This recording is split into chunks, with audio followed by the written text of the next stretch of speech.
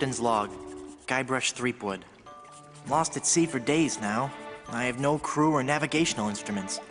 No provisions except a half-eaten corn dog, and unless I find water soon, I'm surely done for. Only the hope of finding my love, Elaine, keeps me going. My quest for the fabulous treasure called Big Whoop has left me in this sorry state. I thought it would bring me fame and glory.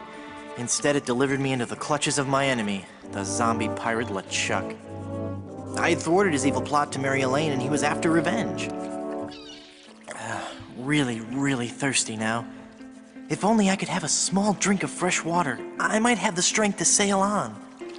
Oh, but I know there's nothing but ocean for miles and miles. If I could reach land, I might find water and some food. Fruit, maybe. Something to fight off the scurvy and help me get my strength back.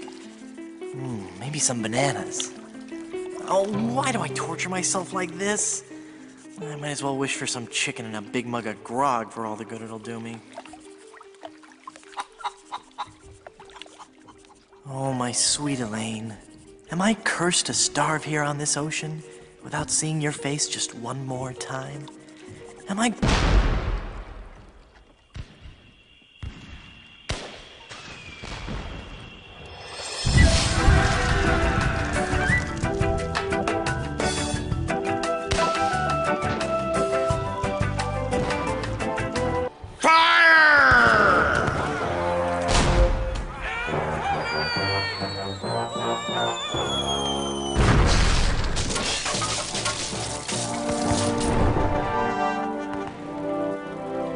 How many times do I have to tell you, LeChuck, I just don't feel that way about you? Elaine? By my congealed blood, you'll learn to love me. Sail with me, and I'll make you queen of the dead. I can't. I'm washing my hair tonight. Blast be your hair, woman! Can't you see that this salty old sea corpse pines for your every gentle caress?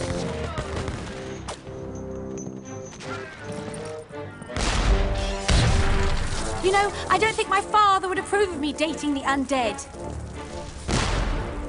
And you're probably too nice a zombie pirate for me anyway. Let's just be friends instead.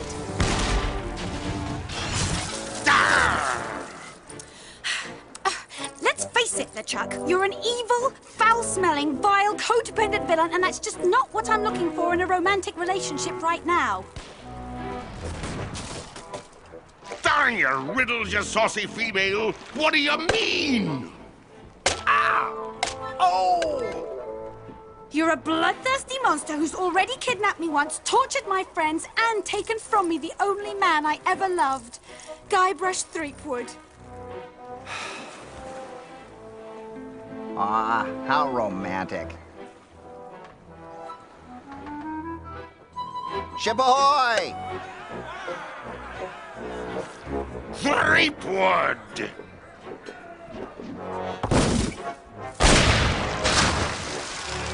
Fish him out. Guybrush?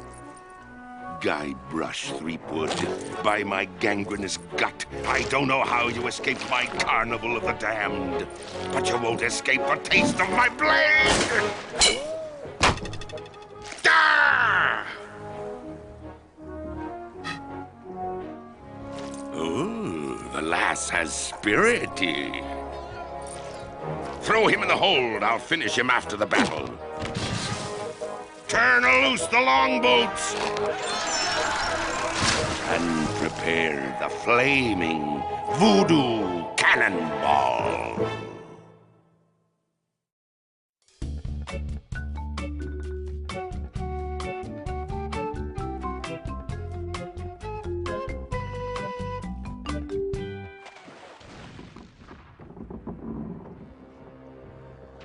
I've got to get out of here and help Elaine. If I could only get through this one door, well, then I could easily overpower the armed guards above, slip over the side, and make for the shore. Quit your mumbling, captive!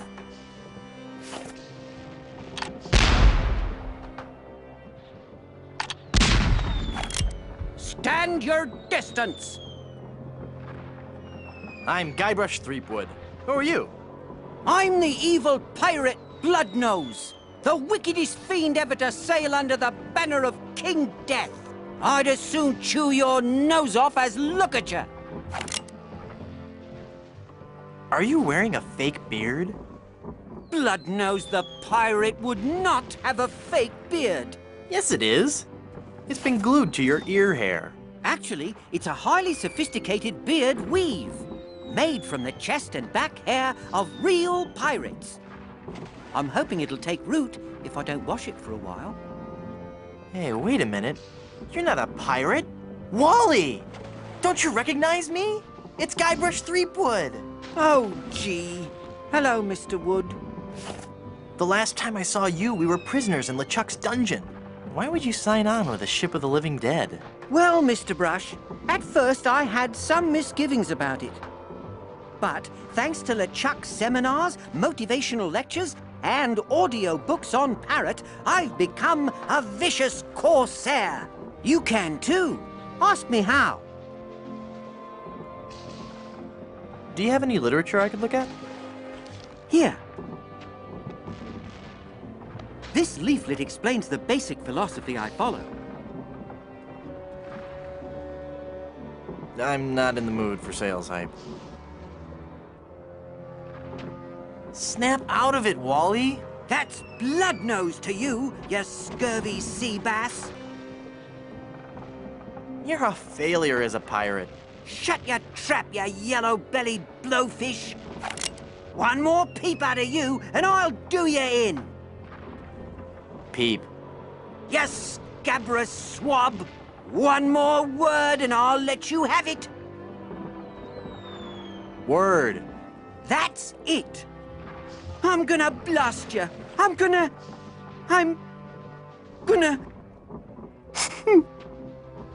Oh, I can't do it. I just can't. Oh. You're right, Mr. Wood. I'm just not a pirate. I'm not ferocious or bloodthirsty or hateful or anything. I'm not even unpleasant. Oh. Ah! Oh, there.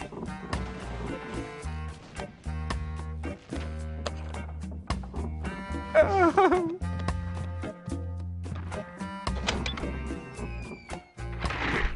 Oh.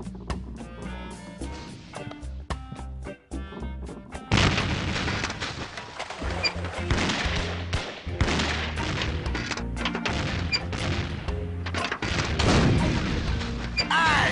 You're getting a little close there, Watch where you're shooting! Oops. Whose side are you on?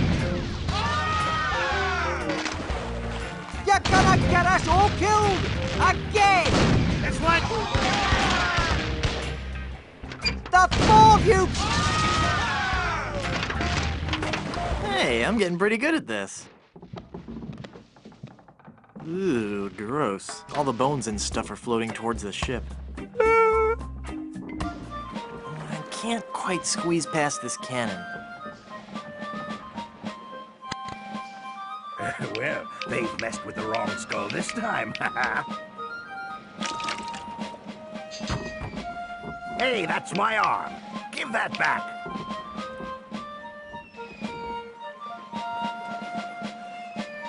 Hey.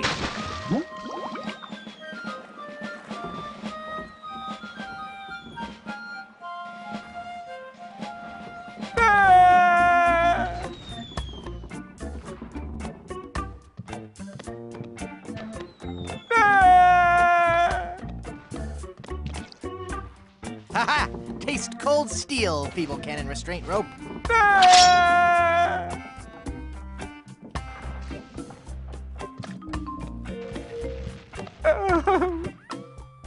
Now, with the demon flames of this voodoo cannonball, I'll blast my significant other into the significant other world. That'll show her how much I truly care.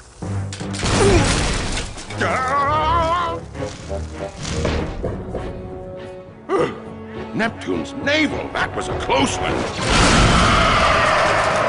Oh,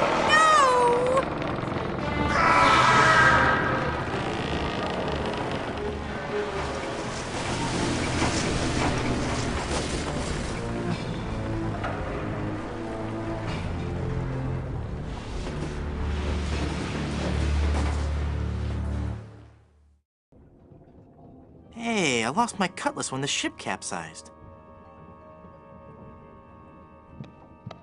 I don't even want to know what LeChuck's plans were for that. No self-respecting pirate would be seen wearing that. It's a bag of wooden nickels. Some treasure. Hey, there's a big diamond ring behind this bag.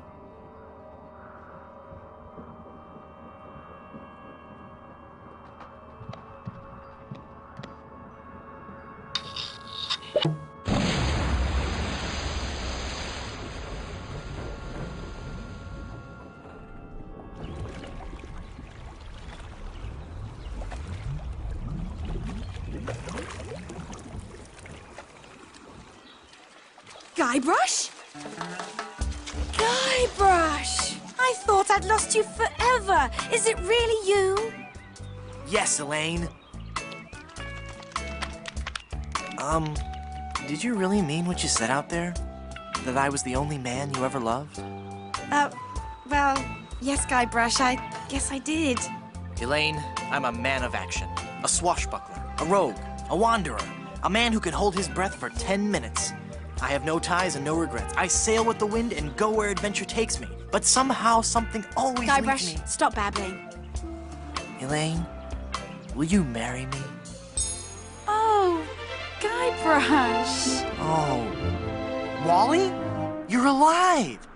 But how did you survive the explosion? I was thrown clear. I'm just lucky I wasn't wearing my seatbelt. Wow, Elaine, that's some ring. Thank you, Wally. It's an engagement ring from Guybrush. Hey, that looks just like the big diamond ring LeChuck had in his treasure hold. You know, the one with that ghastly, disfiguring voodoo curse on it. Well, I'm sure Guybrush wouldn't have given you that ring. Anyway, I gotta be going. I hear there's a tattoo removal place on this island that's Freckles safe. See you at the wedding. Guybrush!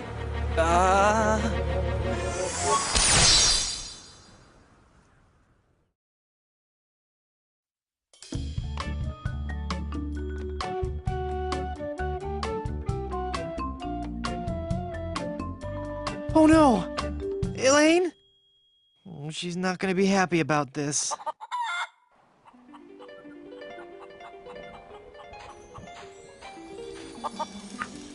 Ouch!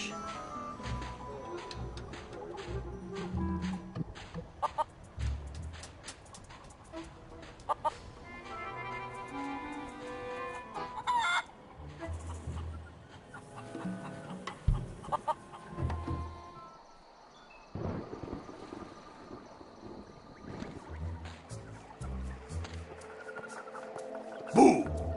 Ah! I am Murray, the invincible demonic skull. I bring you warning from the infernal realms. Do not go farther into the swamp. Turn back, turn back. Darkness will envelop you.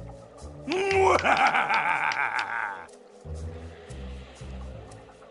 you know anything about lifting curses? Oh, right. I know a lot about lifting curses. That's why I'm a disembodied talking skull, sitting on top of a spike in the middle of a swamp. You seem bitter. I'm sorry, it's been a rough day. I'd love to stay and chat, but I gotta go.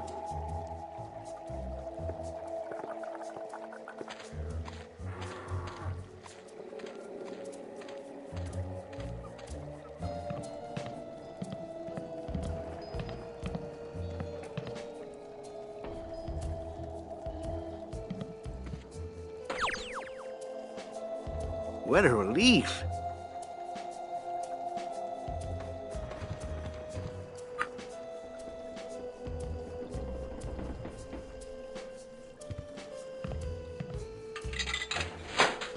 Wow, I got a whole pack of gum.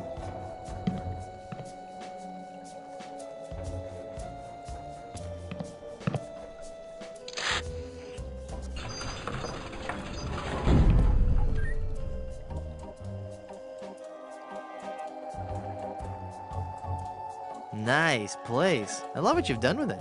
Thank you. You'll have to excuse the mess. The kids came over to play with their paper voodoo dolls. They're adorable children. Would you like to see some pictures? Perhaps later. Yes, there's no time for that now.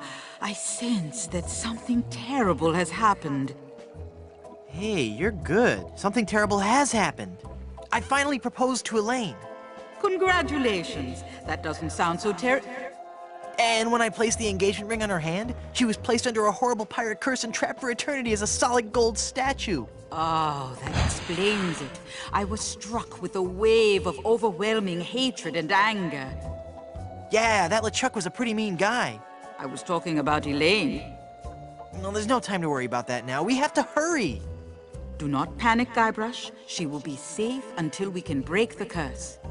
You only have to worry about her being stolen. Where did you hide her? I just remembered something. I've got to go. You did remember to hide the giant solid gold statue of your girlfriend from all the other pirates on the island. Well, not exactly, but, you know, Go, Guybrush, hurry, before you're too late. Elaine! I've got to get her back. This is so embarrassing. Looks like I'm gonna need some more help.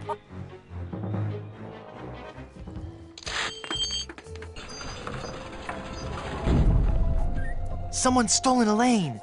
That is unfortunate. It will be difficult to get her back.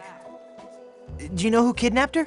Not for certain, but I suspect that it's the mangy pirates anchored in Danger Cove. Can you give me something to lift the curse? No, LeChuck's curse is a very powerful one. Fueled by his anger and his intense frustration in dealing with the opposite sex. I have nothing here to lift so powerful a curse, but there is one way. Great, tell me. You have to replace the cursed ring with a pure one of greater or equal value. A good guideline is 2 months' salary. Where am I gonna find a huge uncursed diamond ring? Legends speak of a whopping big diamond ring on Blood Island. Blood Island? I've never heard of it. You will soon become quite familiar with it. But you must be careful, Guybrush. I have foreseen that your journey will be filled with peril and deception. I have also seen that Blood Island will be the place where you will die. And you're saying this is a place I should go? What are you, nuts? No, the value of the ring on Blood Island comes from its emotional significance. It represents a pure, true love, a power greater than any other. Oh, that's sweet. I think I have something in my eye. Do not mock the voodoo priestess. How do I get to Blood Island? You will need 3 things. A map to Blood Island, for the journey is a long and dangerous one. A seaworthy ship to take you there. And an experienced crew. Map, ship, and crew. Got it. Well, how will I find the ring on Blood Island? All I can say is that I see a long and painful history connected with that ring. And I feel a great sadness associated with it. You will learn more once you have actually found the island. Blood Island, here I come. Who did you say kidnapped Elaine? I suspect it was the work of the pirates anchored in Danger Cove. Where's Danger Cove? It is on the west side of the island. The way is extremely treacherous. Few men have seen Danger Cove and lived. Figures. Well, they're gonna regret messing with my girlfriend. Danger Cove, huh? You might want to stay indoors. This could get messy. Thanks for your help. Gotta go.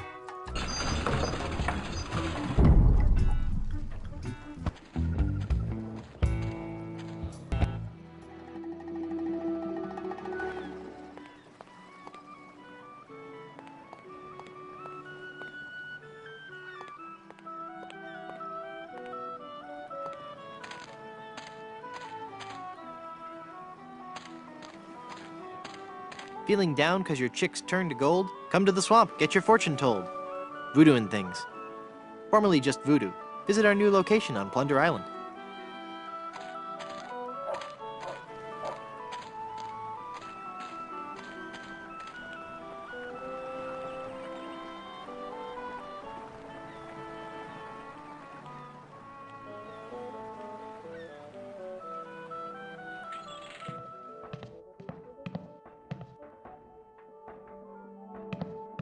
Watch me make this disappear.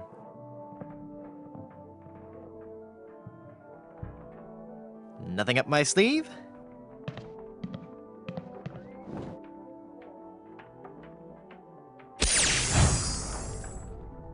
Presto! Hey, it worked. There's something inside.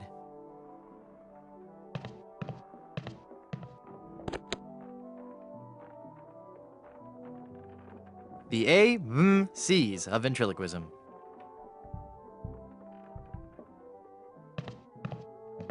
Looks like a nice coat, with just a few flakes of unsightly dandruff. I'd hate people to think less of this guy just because of a slight problem with... Hey, this isn't dandruff. Oh!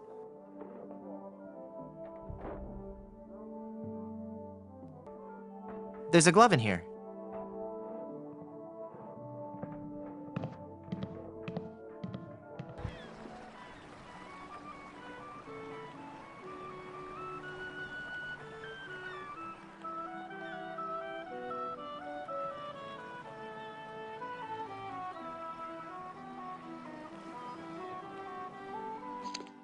Welcome, patron, to the Barbary Coast.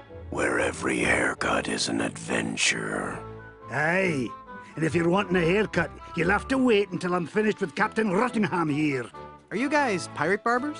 We prefer the term buccaneer hairstylists. Great! Maybe you guys can help me find this huge diamond ring I'm looking for. Diamond ring? Yeah, it's supposedly enormous, and it's on Blood Island. Blood Island? Never heard of it. It's a funny story, really.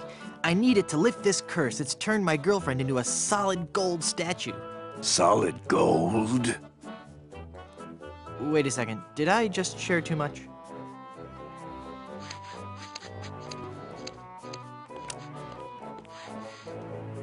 Ahoy there, I'm Guybrush Threepwood, mighty pirate. Of course you are. Okay then, who are you? Edward Van Helgen. Not the... That's right, mine is the name that pirates fear the most. Edward Snugglecakes Van Helgen. Dude! How'd you like to join my ever-growing pirate crew? Your crew? Why would I want to be on your crew? It's gonna be a blast. We're going to Blood Island. Sorry, Threepwood. As much as I'd love to be out at sea again, I could never serve a captain who wasn't a gentleman and who wasn't my equal. Fine, be that way. Whoa, look at the time. Gotta scoot. Ahoy there, I'm Guybrush Threepwood, mighty pirate. So, It's good to meet you, Mr. Bill. Bill? That's your pirate name, Bill? Cutthroat Bill. Oh, I see. Well, that puts a whole new spin on it, doesn't it? Are you ever going back to pirating? Maybe. Someday. If I find the right captain. Perfect. I'll be your captain. Onward to Blood Island and high adventure. Wanna come?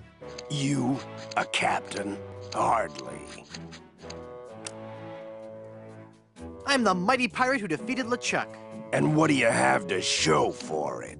I've got a ton of cool stories. Treasure? Immense mounds of gold and diamonds? Solid gold scepters of power? Anything?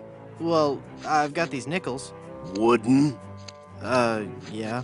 Some treasure hunter you are. You couldn't find gold in a jewelry shop. I bet I could find gold on this very island. How much would you bet? Well, I've got these nickels. Right. Come back when you have some real treasure to show me. It's been a pleasure. Bye. You know, I really appreciate you taking the time to talk to me.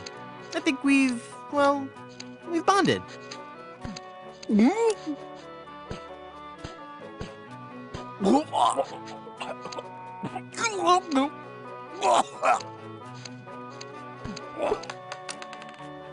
How did you do that? Oh, it was nothing really. Just sudden pressure applied below the sternum to expel a foreign object from the windpipe. That's amazing. I owe you my life. From now on. Yes? From now on, that will be known as the Threepwood Maneuver. Nah.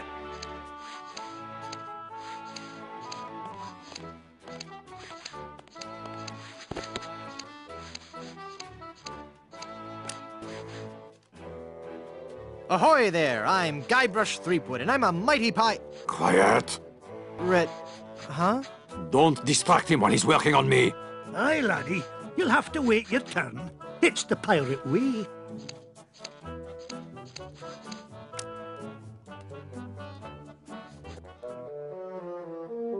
Holy infestation! You've been struck with the hair demons. What are you talking about? The cursed head vermin, the scourge of every hygienic sailor on the seven seas. That's a lie! Sure as I'm standing here, they're wriggling about your scalp like a pack of wretched sea lions. Good analogy. This calls for drastic action. I'm bringing in old Ironsides. No, let's not be too rash. Rash? That's a bad sign. There's no time to lose. I'm going to have to amputate. No! You'll ruin my hair!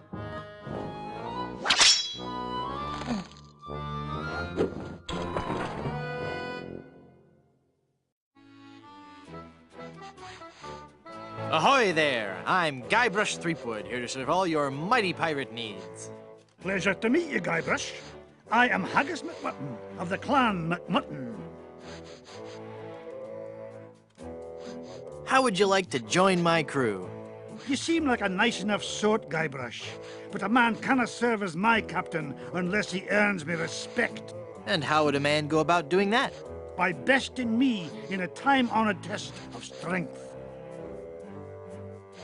The 500-meter bucket full of heavy rocks relay? No, I'm talking about the traditional Highland display of strength and virility, the caber toss. Sounds great. Let's do it.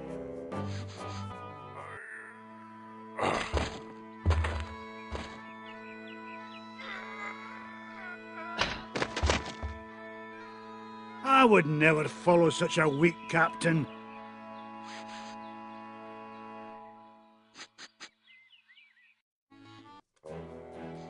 I sure could use a haircut. Have a seat, laddie, and I'll do you up with a fine coif.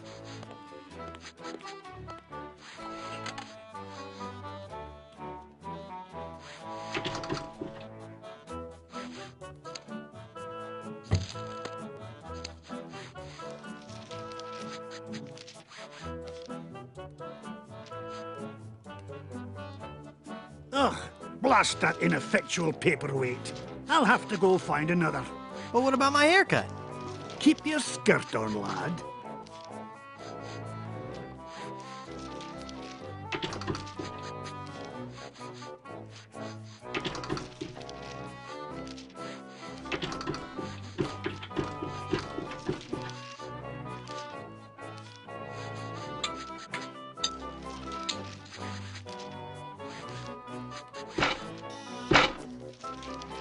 Phew. Well, I searched the whole island, and I couldn't find a single rock for a paperweight. I suppose I'll just have to eyeball your haircut. I just remembered I have another appointment. Oh, I was going to give you a French braid, too.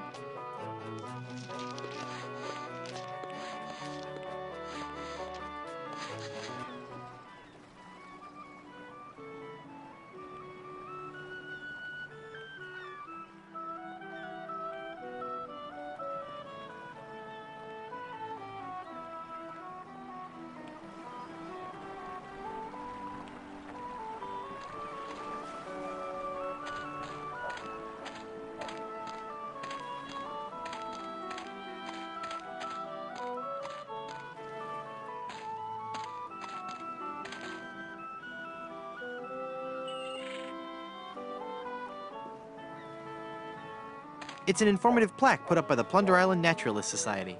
Ipecac, Cephalus ipecacuana, one of the creeping vines common throughout Plunder Island. The syrup made from the ipecac flowers was used by the early settlers of Plunder Island as a purgative.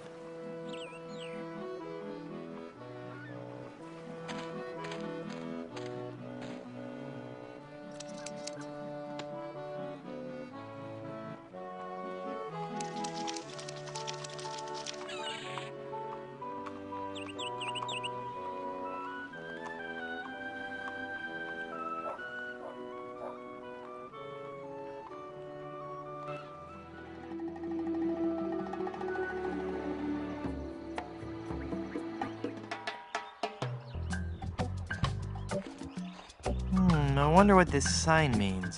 Snake crossing. What possible harm could a snake?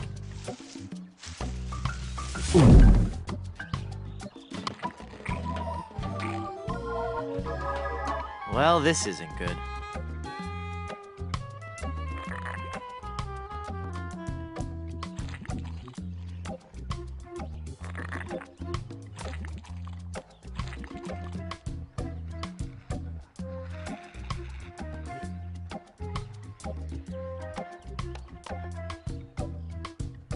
It makes syrup of ipecac. That seems logical.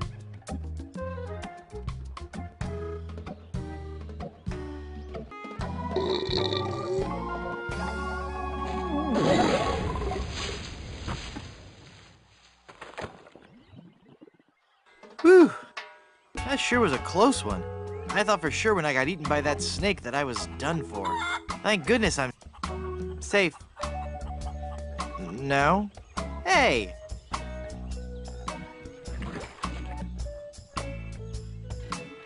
Hang on, the quicksand is sucking all the cool stuff I found in that snake from my pants. Now there's an odd sensation.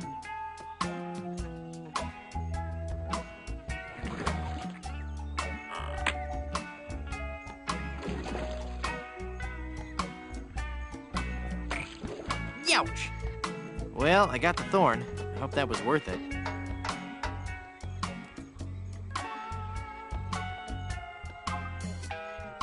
I can't move anywhere in this quicksand.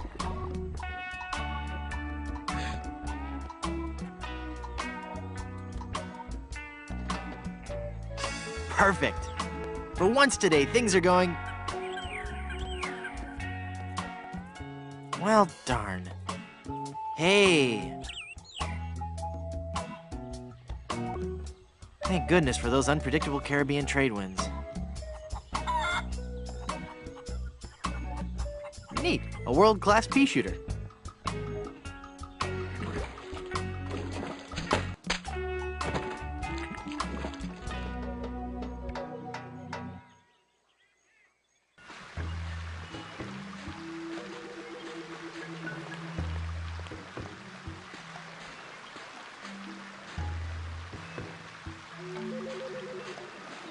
It's a nice boat, except for that enormous gaping hole in the bottom.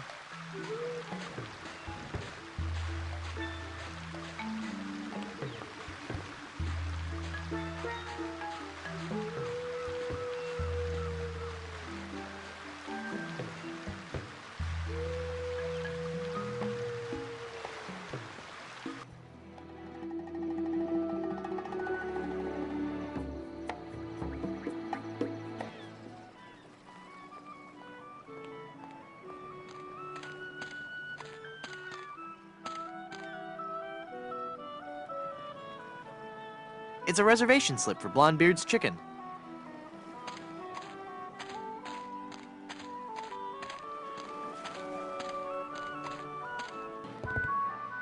Do you have a reservation? Of course I have a reservation. Then let's see your reservation slip. Very good. You may seat yourself, pardon me, Mrs. Breinstoop.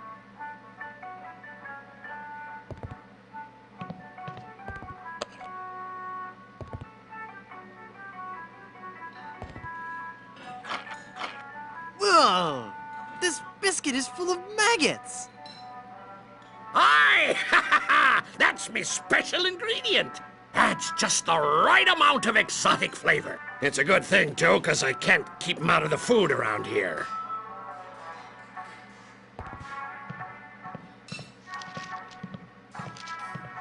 He's awfully reserved for a pirate. Excuse me, sir? Now that's just rude. Hey, mister. Mister, you listening? Ah! It's one of LeChuck's skeletal horde. Aye. I fixed his little red dinghy, but good. The undead that walk among us must surely be destroyed, lest their evil like overrun and befoul the world of the living. Aye. And he complained about me chicken. Oh.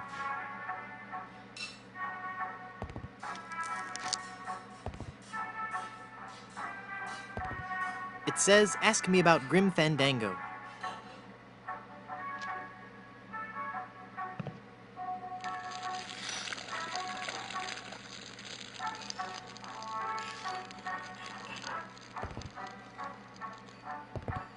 Ugh.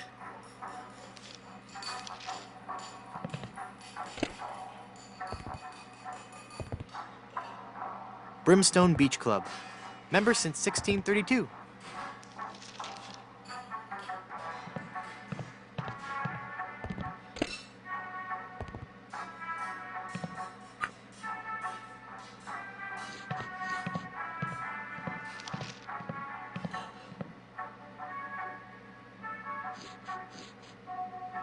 Excuse me, but... What a lucky pirate are ye! Me? You've struck gold, boy! I have?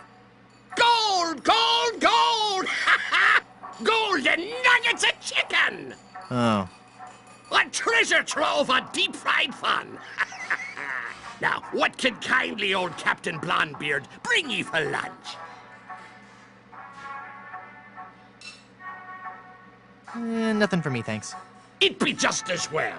Actually, I'm out of just about everything. Not a drumstick left. All I have left are those biscuits and a few tubs of our special Ipecac slaw. How's the Ipecac slaw? Not bad. But 15 minutes later, you'd be hungry again. Nice gold tooth you have there. Aye! It glistens like the golden topping of grease on me luscious batter-fried chicken. I'll let you get back to work. Aye.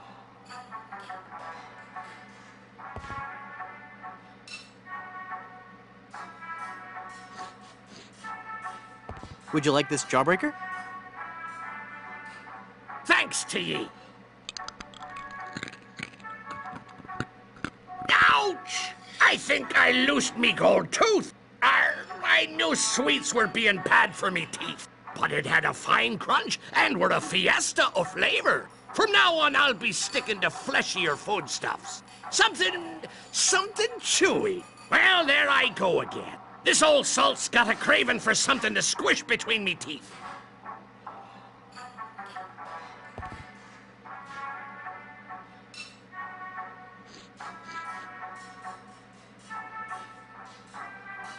Would you like some gum? Thanks. This is really good steak-flavored gum. It gets you here. And it gets you right here.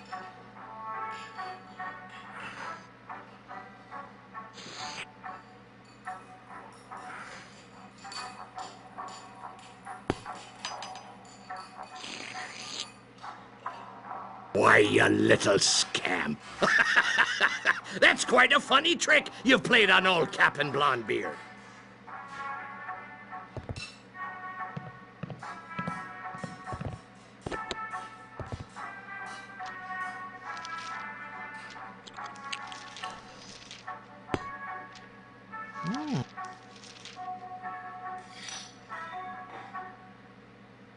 The gold tooth is in the gum.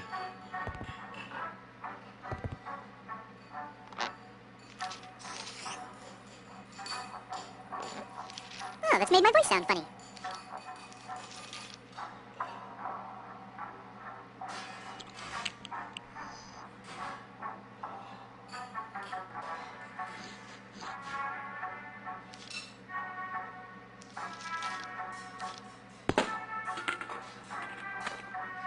Cool.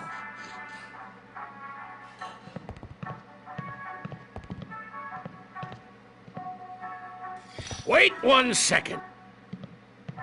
Do you have me gold tooth? No? Let me see. You don't have it? Darn, I'll have to order a new one. I wonder where that tooth fell.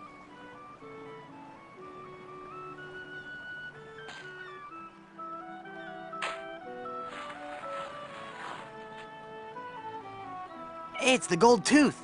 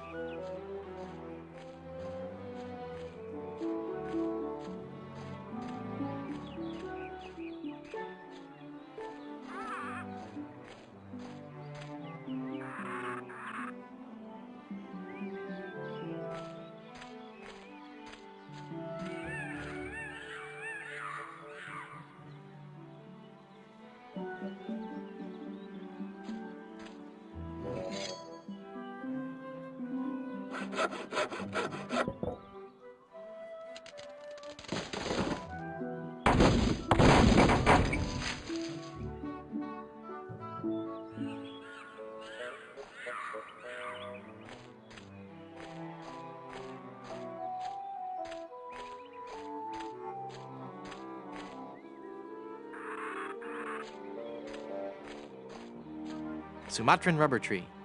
Donated to Puerto Pollo by our Sumatran sister city of Vacaville. This tree is the only one of its kind in the entire Western Hemisphere and stands as an everlasting symbol of the friendship between our two cities. Caribbean rubber tree. One of the many rubber trees common throughout the Caribbean, used as raw material for shipbuilding.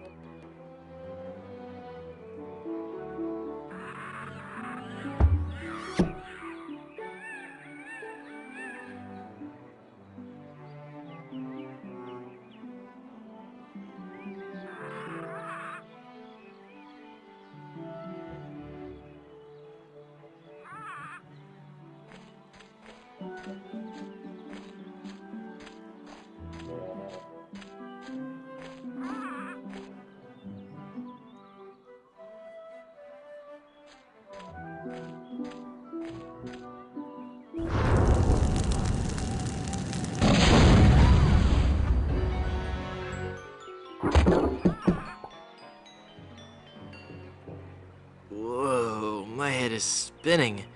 I gotta lay off the rum.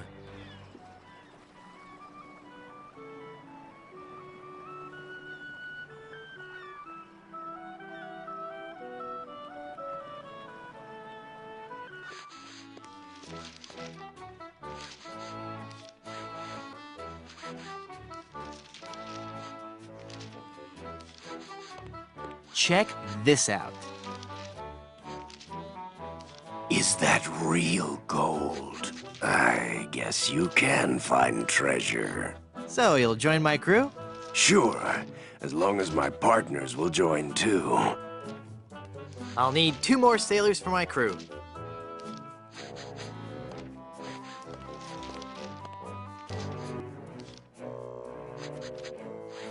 Are you sure you don't want to join my crew? It's as I told you, Guybrush. Not until you can best me in the caber toss. Sounds great. Let's do it.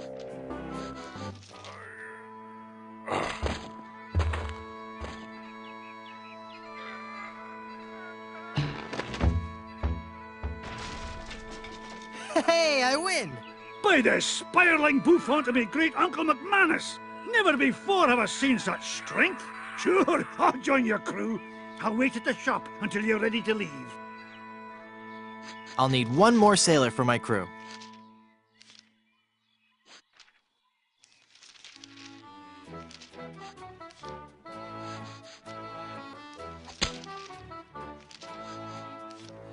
Now there's a challenge. To the field of honor. Choose your weapon. I choose the banjo. I accept. You do?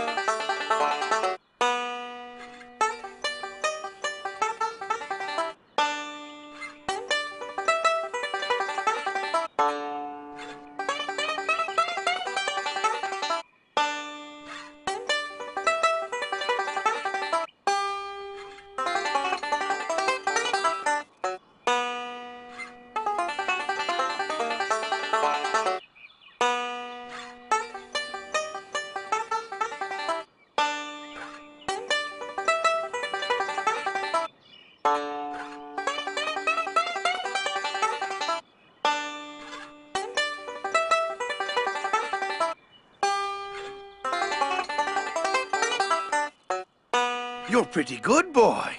Let's see you follow this. He's good. I'll never beat him.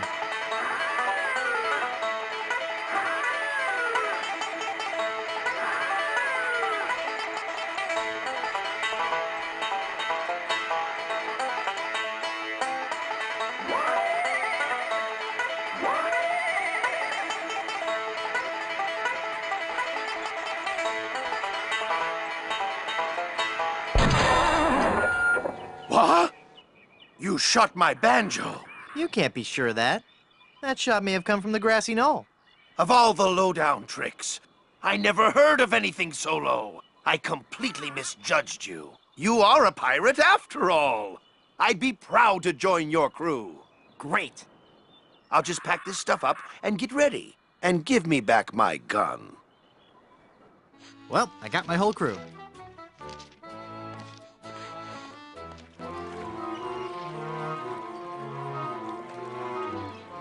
A barrel of grog and a chicken. Look at all this stuff, mate. Oh, that must have been some battle. Let's pull up anchor and make for Skull Island. King Andre will pay through the nose for all this loot. Wait a minute. There's something else. It's some kind of footwear. Hey, those are nice boots. But they're still hot. Ow, ow, ow, ow, ow, ow, ow, ow.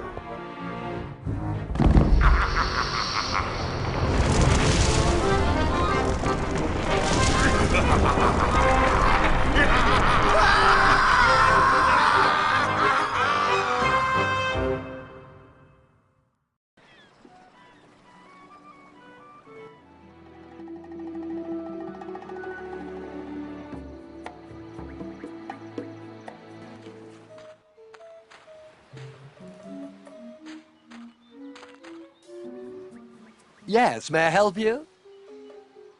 My name is Guybrush Threepwood, and I'm a mighty pirate. Threepwood? You must be Seersucker Skip Rackham's cousin. How are Muffy and the twins? Who? Hey, it's a lovely afternoon for the beach today. Not too crowded yet. There's a crafts workshop on the South Beach and a swabber-sized class at 2 and 4. Water's warm and the waves aren't too high. Just watch out for the occasional undead corpse washing up on shore. Might want to keep the kids away from any rotting flesh. But otherwise, the siege earlier today shouldn't spoil your afternoon. Just between you and me, the undead are notoriously bad tippers. So it's just as well they didn't take over the island, eh? Let me see your membership card and we'll fix you right up. Why? You're at the Brimstone Beach Country Club in Smorgy, part of the Leisure Lovers planned community for retired pirates. It's very exclusive. I'm afraid if you don't have a membership card, you cannot use any of the club's amenities. I don't want an amenity. I had to eat one of those while I was lost at sea, and it was terrible. Then let me also point out that without that membership card, you are not permitted on the beach, you cannot use any of our towels, and you can't have anything from the grill. Good day.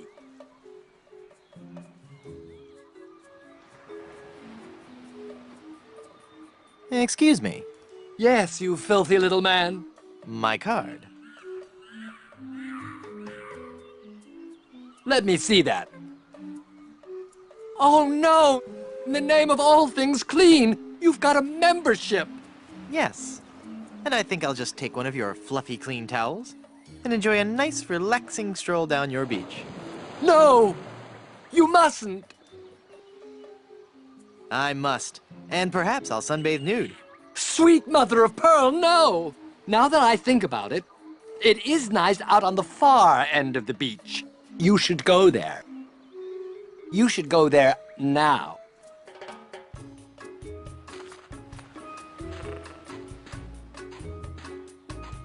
Nice fluffy towel. I'll just take one more.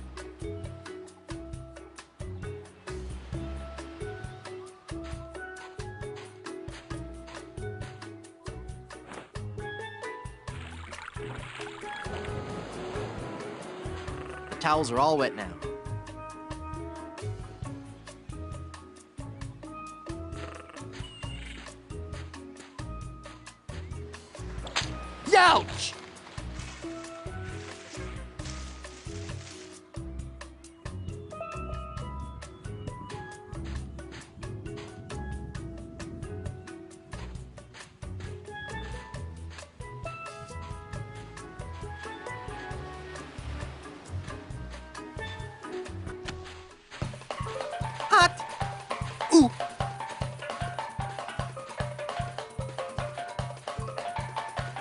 these holes in my shoes, I'll never get across that hot beach.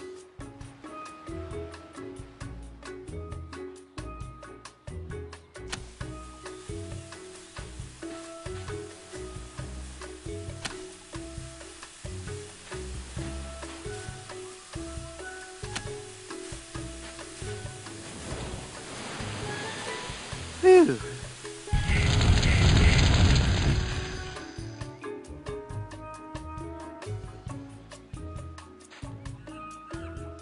I'm Guybrush Threepwood. Very nice to meet you, Mr. Threepwood. I am Pálido. Pálido Domingo. I am so glad you're here. Finally. Someone on this island with some manners. And my drink needs refreshing. Take it away and bring me another. I'm looking for Blood Island. Do you know where it is? Nope. Never heard of it. Are you sure you don't know how to get to Blood Island? I told you before, babe. I've never heard of Blood Island. See you around.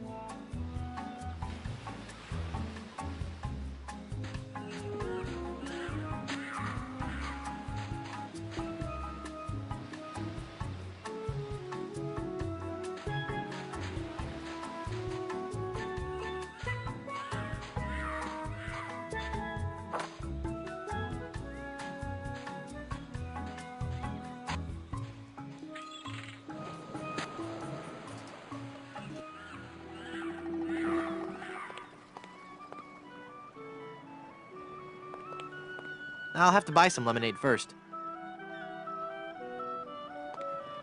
Hello there, Sonny. You open yet? Oh boy, my first customer. Gee willikers, is this gonna be swell. Hi, my name's Kenny Foulmouth. It sure would be neat if you would buy some of my lemonade. It only costs a nickel. And best of all, I have a bottomless mug policy. That does sound like a good deal. I'd like to buy some lemonade.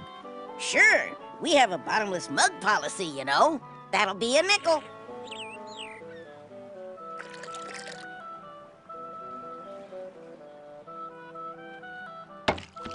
Hey, there's no bottom to this mug. Give me my money back. I'm sorry. I did tell you about our bottomless mug policy.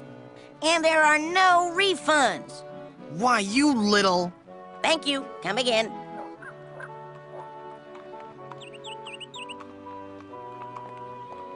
Look, a three-headed monkey. Oh boy. Gee willikers, is this gonna be swell. Hey! Just because you're a grown-up doesn't mean you can waste my time.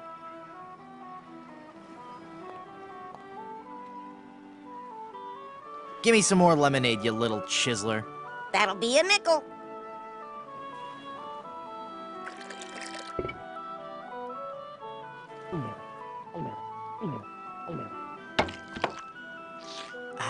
That was as refreshing as morning dew. Hey!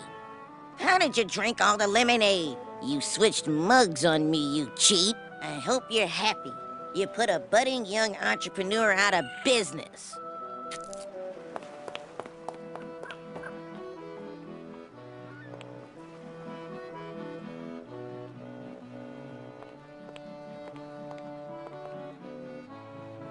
It's full of dye now.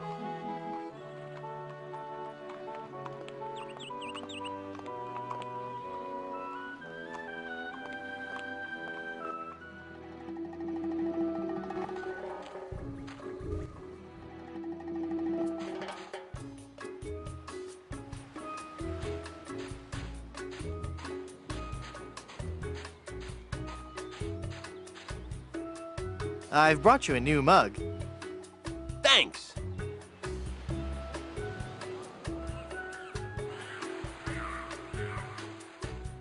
Here's your drink, sir.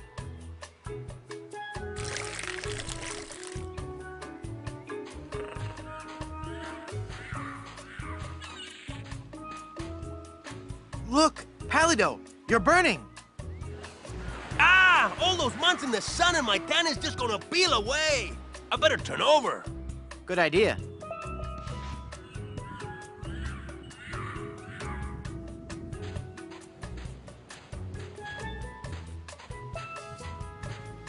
I'll never memorize that map.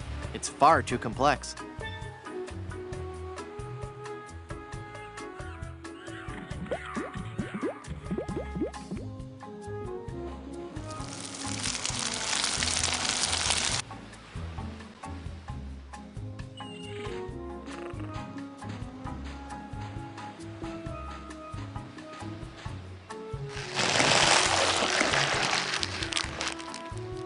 I really wish I didn't have to do that. Nice boots, huh? Sorry. Hey, what do you know? I really am big boned. Uh-oh. Quiet. Here comes Captain LeChuck.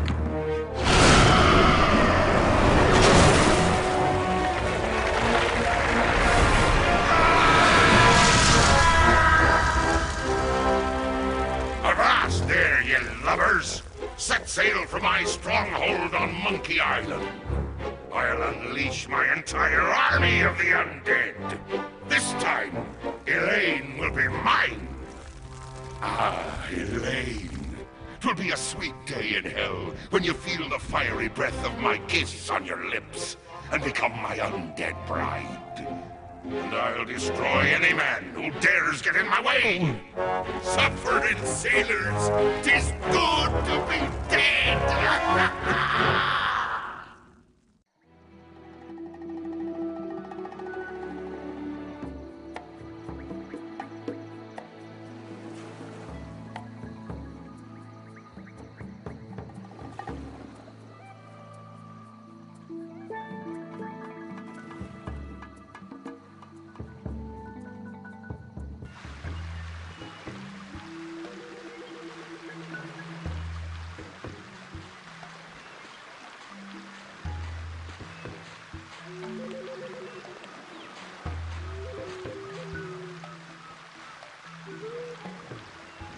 The plug is all pasty now.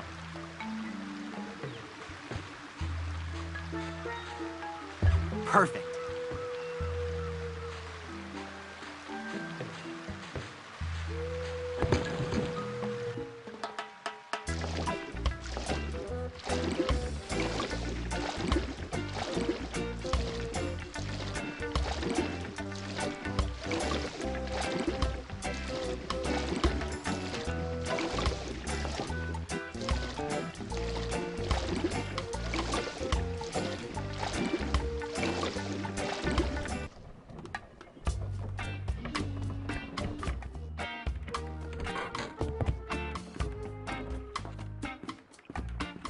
"15 men on a dead man's... Huh?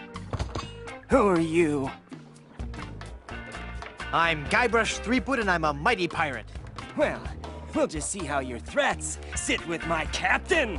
Your captain? Yes, Threepwood. You've come aboard the Sea Cucumber. I am Mr. Fossey, the first mate. And my captain? Why, he's the scourge of the seven seas. The dread pirate, LeChuck. Yes, Captain. It's on the table, sir. LeChuck! That's right. Captain LeChuck. Yes, Captain. Just an intruder, sir. But I'm dealing with him. He says you're to be tortured. Choose your punishment. You can either be tarred and feathered, or you can walk the plank. Well, I walked that plank thing on the way up. Good enough? No. Sorry. Well, I suppose we'll have to go with walking the plank. We're trying to avoid using the tar and feathers. It's messy, and we need to save the tar for emergency leak repair.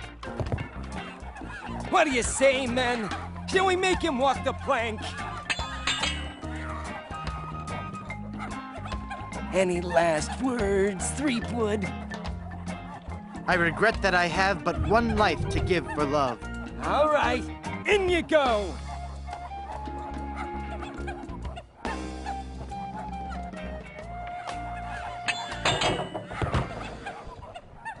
That's odd.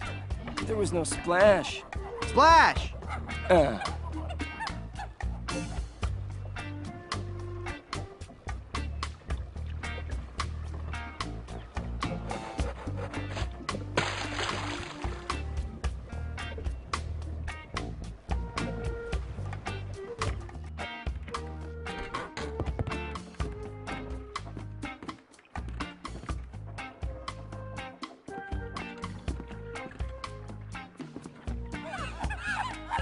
Who's there? Again with the sneaking on board the ship! I don't know how or why you came back on board, but the next time you walk the plank will be your last! What's that, Captain? Vandals? Yes, sir. Tar and feathers. I know it's messy, but it's the only torture we have left. Our illustrious captain has declared that you shall be tarred and feathered.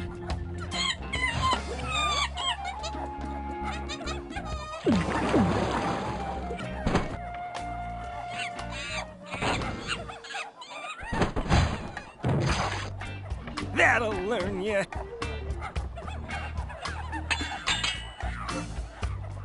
So what do I do now? I don't know. We've never done this before. Aren't you humiliated?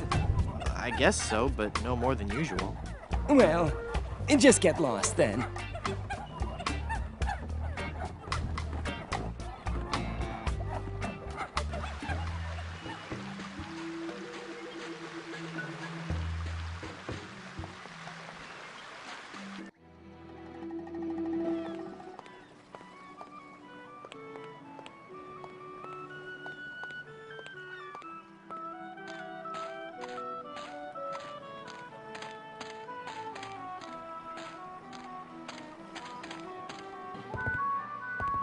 Do you have a reservation? Madre de Dios! ¡Es el Puello Diablo!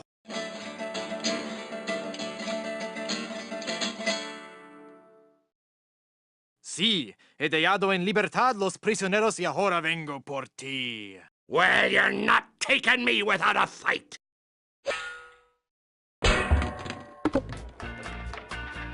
Ugh, this chicken grease washed off all the feathers. Whoops, I better keep quiet. Absolutely, Captain. I'll get right on it after I have my dinner. What's that, Captain? I eat too much fried chicken. Well, I've just got a weakness for chicken, that's all. I know you don't have any weaknesses, Captain LeChimp. You're an overachiever, a doer. I'm just a tiny little fly. LeChimp? The captain is an ape? Well, if the captain is an ape, then Mr. Fosse must be... Aye, aye, Captain! Fresh bananas for the whole crew! an utter loon. What's that, Captain? Your parasites are bothering you. Well, of course I'll groom you, sir. You know, sir, finding this gold statue may be just the boost our crew needs. Why, with the riches we get from this, we can get new and better ships and become the terror of the Caribbean!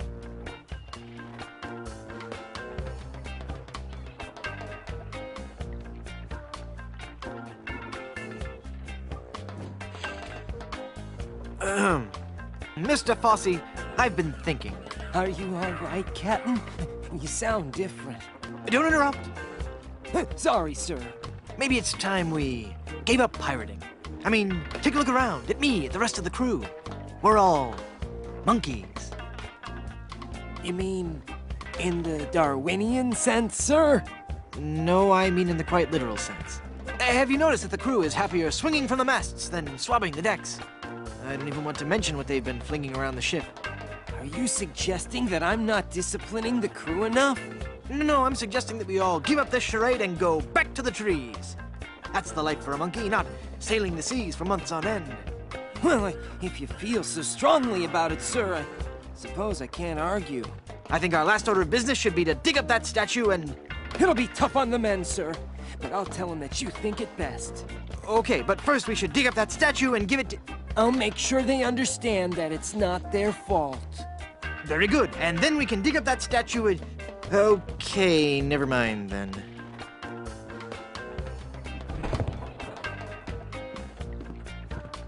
That must be the map to where they've buried Elaine.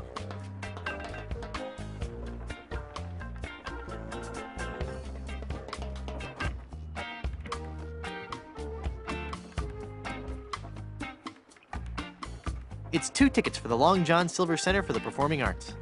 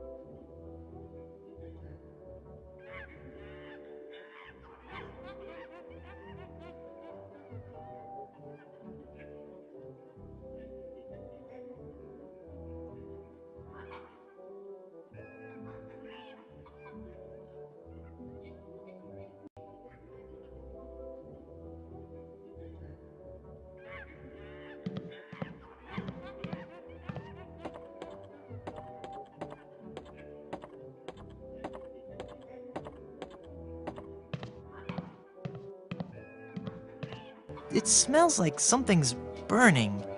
Must be this shoddy 17th century electrical wiring. Wait a second. Somebody's been monkeying around with these controls.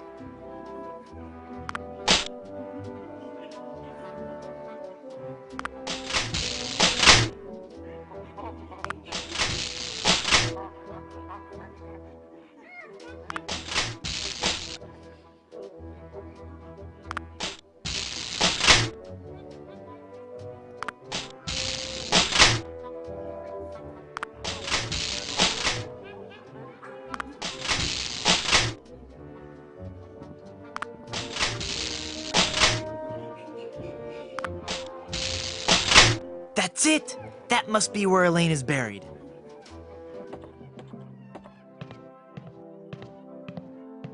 And now, the moment I know you've all been waiting for.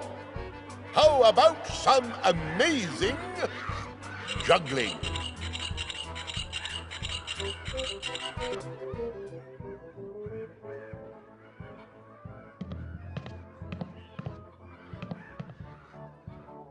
Uh-oh. It looks like he's coming for the cannonballs now. And now, the ultimate Shakespearean delight. The famous cannonball juggling scene from Romeo and Juliet. Whoa! Whoops!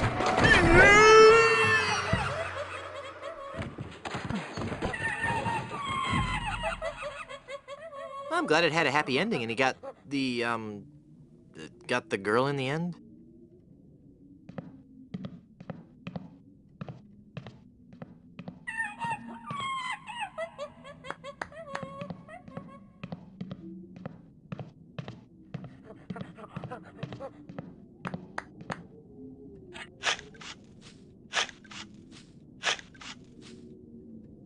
Elaine should be safe up in the crow's nest. For now.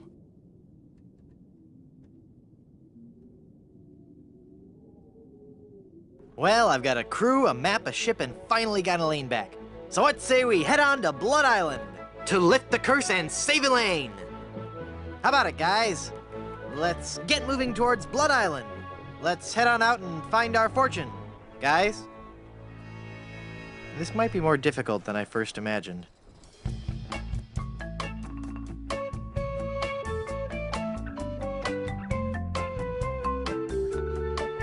Ah, the sea. Aye, the sea. Makes you glad to be alive. I think that ship is following us. Feel that salty spray. The sunlight sparkling off the bay. What a glorious seafaring day. It's a pirate ship. We've got to outrun her. All right, men. Are you with me? Hey, look, guys. A whale. Where? Where? That ship is gaining on us. Cutthroat Bill, rig the topsail. Is that a right whale? No, lad. They're boarding us. Crew, help me out here. It is a member of the Cetus suborder, Mr. Shetty, though. I think you're right. Well. Rottingham, so it's you. What do you want, other than a good toupee? I've come for your map to the fabled Blood Island. Then I'll find the diamond you mentioned. It'll make a fine paperweight for my escritoire. Ooh, look! It's breaching! Ooh. Ah! Look, Baldy, I'll never give you that map. I need it to save Elaine. Then I'll have to take it from you by force. That whale must be 30.5 meters. 100 feet. And weigh 200 metric tons. You know, of course. In a sword fight, a sharp wit is much more important than a sharp blade. Of course. Everybody knows that, Chrome Dome. Let's get this over with. Every enemy I've met, I've annihilated. Oh, yeah? Well, you fight like a cow. No. That's not right at all. What? On the sea, we fight it a little differently. On the sea, all your insults and threats have to rhyme. What? So when I say every enemy I've met, I've annihilated, you say... I once found some gold, but it was just electroplated? No, you say, with your breath, I'm sure they are suffocated. Let's try that again, shall we? You're as repulsive as a monkey in a negligee. I'm waiting.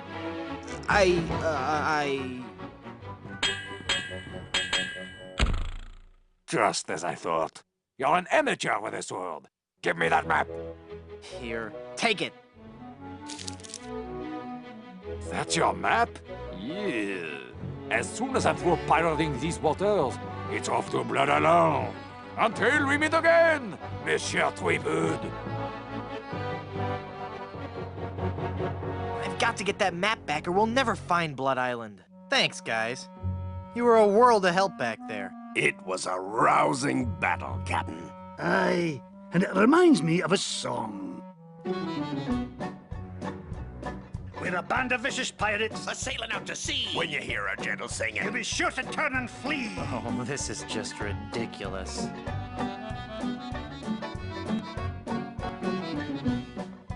Come on, men. We've got to recover that map. that pirate will be done for when he falls into our trap. We're a club attuned for rovers. We can sing in every clef. We can even hit the high notes. It's just too bad we're tone deaf. A pirate I was meant to be, trim the sails and roam the sea.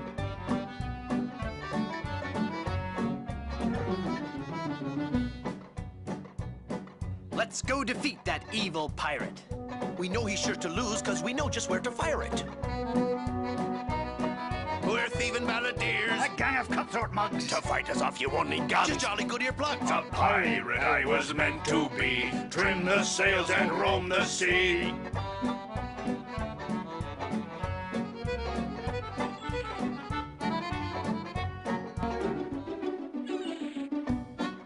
All right, crew, let's get to work. Our vocation's a thing we love, a thing we'd never shirk. We'll fight you in the harbor. We'll battle you on land. When you meet singing pirates. There'll be more than you can stand. Oh, that was a good one. No, it wasn't.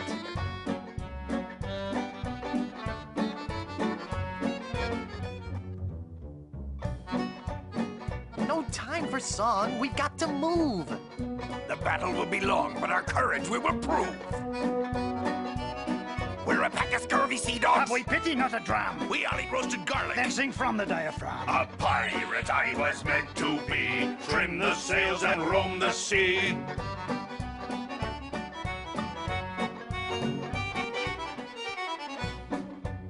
Less singing, more sailing.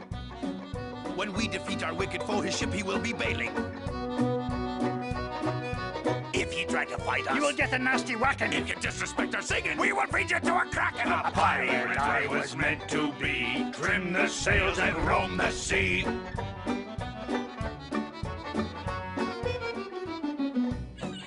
I'm getting so sick of you guys and your rhyming. We're ready to set sail, though the cannons need a priming. We're troublesome corsairs, and we've come to steal your treasures. We would shoot you on the downbeat, but we gotta rest 5 measures. A pirate I was meant to be, trim the sails and roam the sea.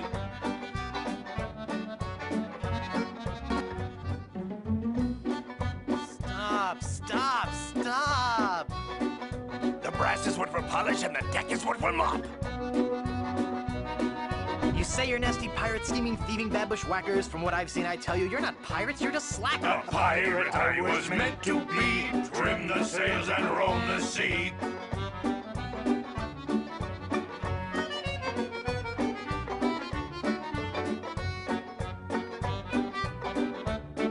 Roam the sea. We'll surely avoid scurvy if we all eat an orange. And, Well, door hinge? No. Guess the song's over then. Guess so. Okay, back to work. Well, gee, I feel a little guilty now. Captain. Yes, Mr. McMutton. We were wondering, just what kind of captain you are. What do you mean, Haggis?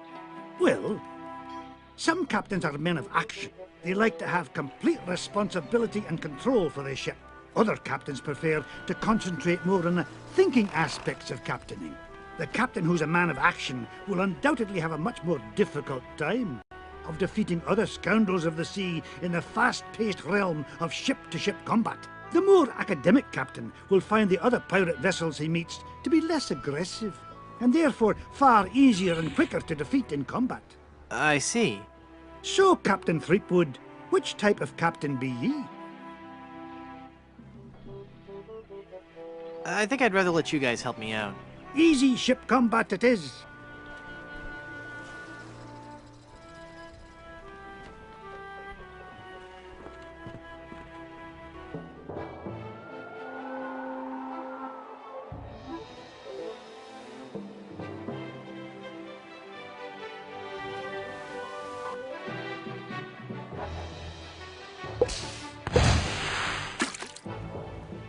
You'd better leave now if you value your life. I'm Guybrush Threepwood, a mighty pirate. Don't make me laugh. Every enemy I've met, I've annihilated. Oh, yeah? You're as repulsive as a monkey in a negligee. I look that much like your fiancé? Heaven preserve me. You look like something that's died. My ship has barnacles on its underside. I've never seen such clumsy swordplay. Oslo's the capital of Norway. Ha! I've beaten you. I will let you live if you give me your treasure. I haven't got any treasure. Why do you think I was attacking you? I guess I need more practice with this sword fighting stuff. Hey, at least I showed him in the high seas combat part.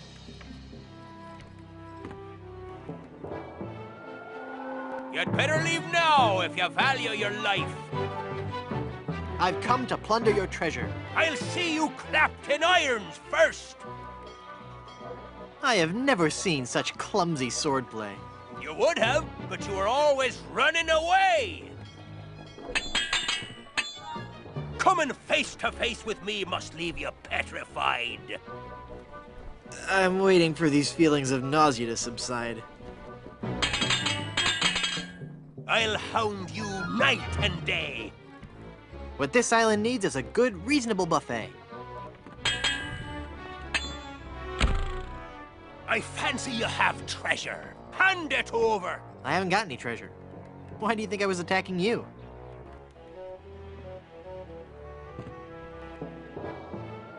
You'd best sail away before you get hurt. I'm Guybrush Threepwood, a mighty pirate. Don't make me laugh. Every enemy I've met, I've annihilated. With your breath, I'm sure they all suffocated. When your father first saw you, he must have been mortified. It pays to keep a glass of water at your bedside. You're the ugliest monster ever created. I was thrown off a subway because I had expectorated. Ha! I've beaten you. I will let you live if you give me your treasure. Treasure? You wanted treasure? I'm sorry, I'm fresh out.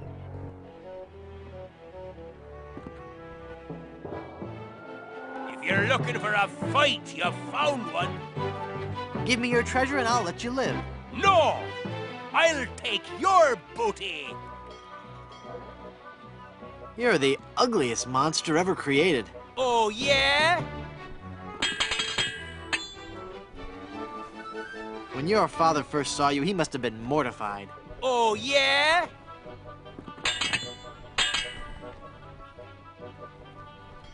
I have never seen such clumsy swordplay. I'm shaking, I'm shaking. You win! Give me your treasure. The treasure is yours. We're loaded with booty.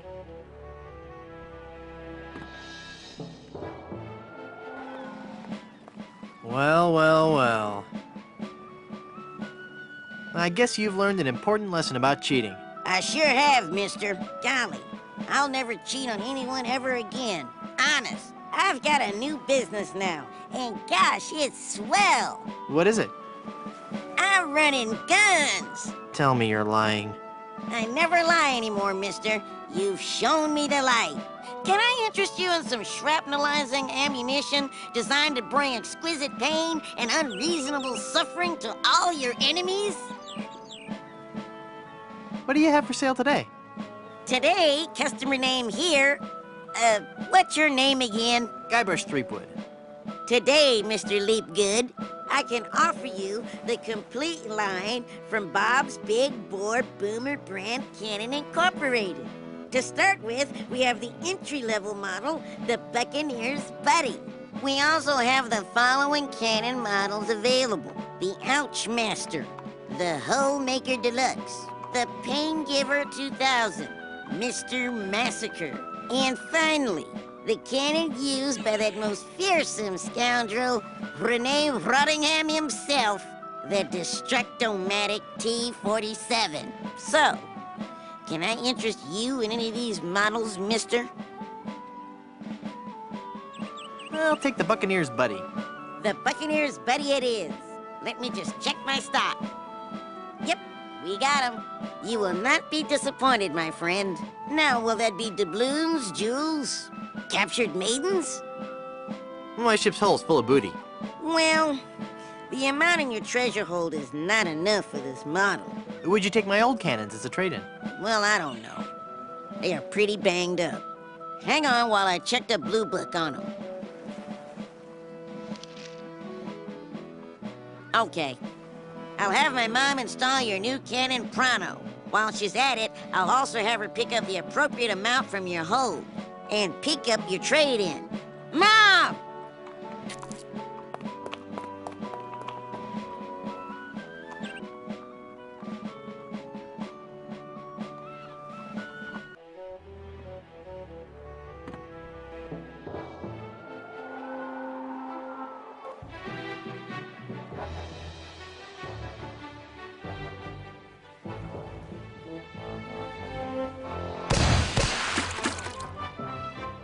How dare ya attack me, ship? I'm Guybrush Threepwood, a mighty pirate. Don't make me laugh. When your father first saw you, he must have been mortified. I'm shaken. I'm shaken. I have never seen such clumsy swordplay. I'm shaken. I'm shaken.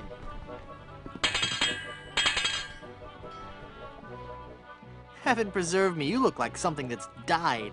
I'm shaken. I'm shaken. You win! Give me your treasure. Take it. It was cluttering up the hold anyway. We're loaded with booty.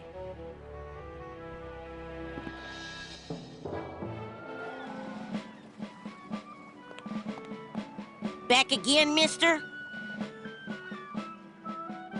I'd like to buy some cannons for my pirate ship.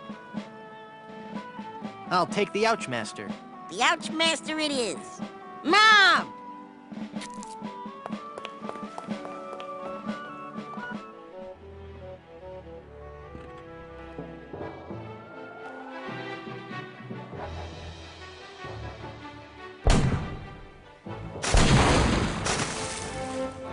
So, you're a pirate, says ye. You'll have to prove it, says I. I'm Guybrush Threepwood, a mighty pirate. Don't make me laugh. You're the ugliest monster ever created. If you don't count all the ones you've dated. I'll skewer you like a sow at a buffet. A dentifrice helps prevent tooth decay. You're as repulsive as a monkey in a negligee. I look that much like your fiancé?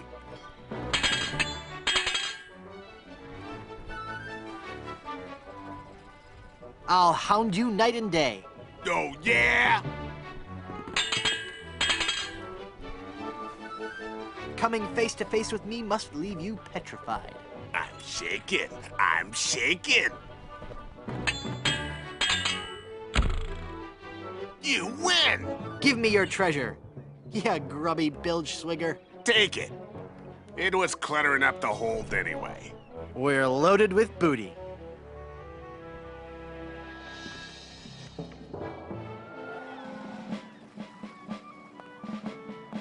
Back again, mister? I'd like to buy some cannons for my pirate ship. I'll take the Holemaker Deluxe. One whole Maker Deluxe coming right up. Mom!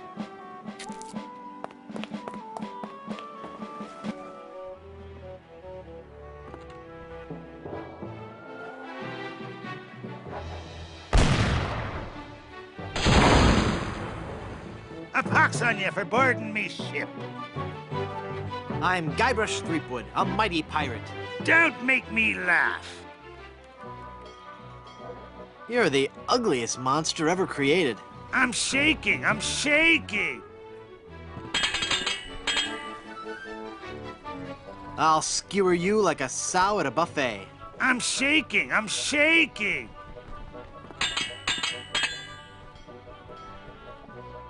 When your father first saw you, he must have been mortified. At least mine can be identified. I'll leave you devastated, mutilated, and perforated. Chinese food's best when not monosodium glutamated. I can't rest till you've been exterminated. I think that all criminals should be incarcerated. Open your hole so I may take your treasure. Treasure? You wanted treasure? I'm sorry, I'm fresh out.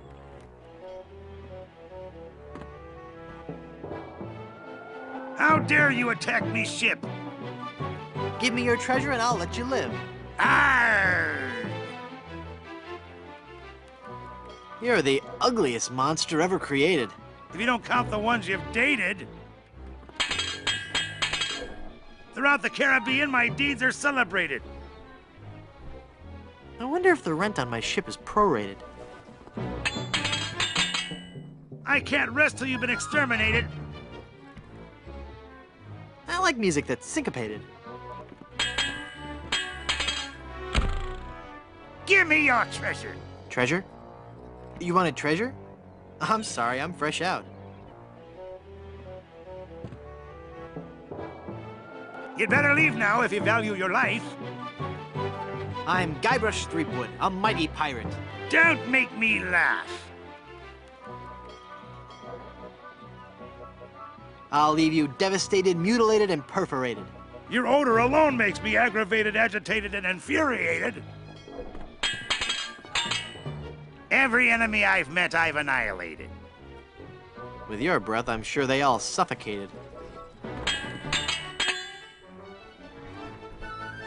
Heaven preserve me, you look like something that's died. Oh, yeah? I'll hound you night and day. I am rubber, you are glue. You win.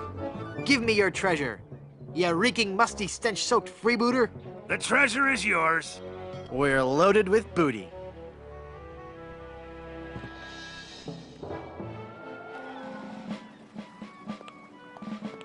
Back again, mister? I'd like to buy some cannons for my pirate ship. I'll take the Pain Giver 2000. The Pain Giver 2000 it is. Mom!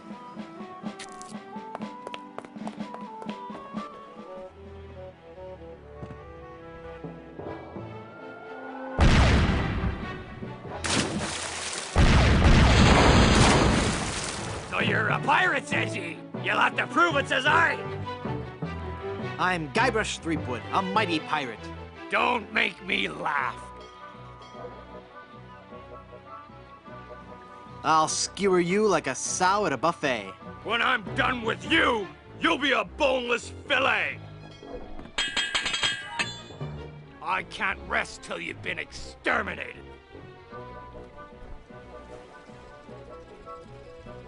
I like music that's syncopated. I'll hound you night and day.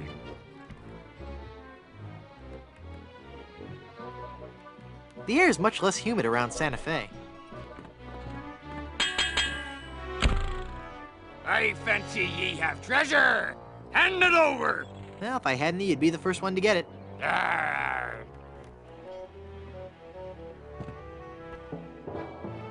You'd better leave now if ye value your life. I've come to plunder your treasure. You won't live to regret this.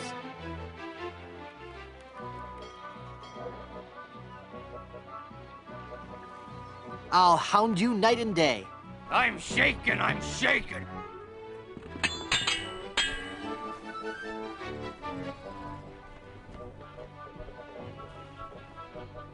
I can't rest till you've been exterminated. Then perhaps you should switch to the caffeinated. I'll skewer you like a sow at a buffet.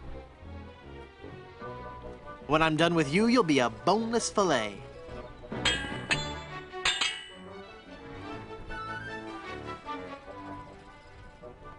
Throughout the Caribbean, my great deeds are celebrated.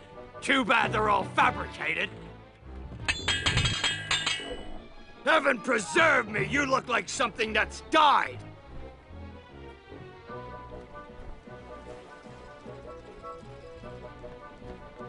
My ship has barnacles on its underside. Ha! I've beaten you. I let you live if you give me your treasure. Treasure?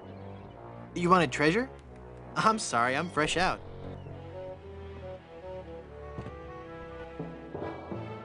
Who are you? I'm Guybrush Threepwood, a mighty pirate. Don't make me laugh.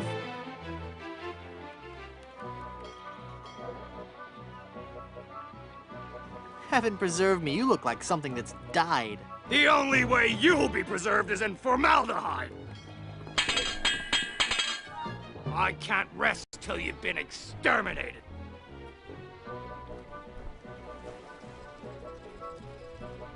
Then perhaps you should switch to decaffeinated.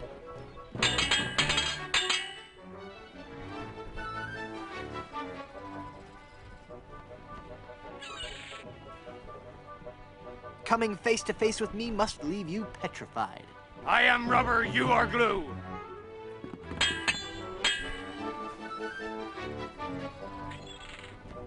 You're the ugliest monster ever created. If you don't count all the ones you've dated.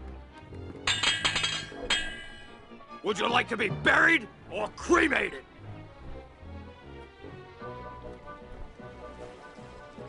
This isn't going as well as I'd anticipated. Give me your treasure! Well, if I had any, you'd be the first one to get it. Arr.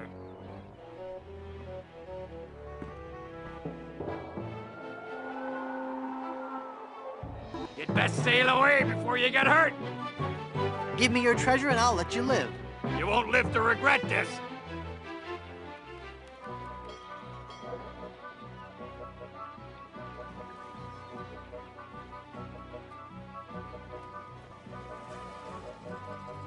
Would you like to be buried or cremated?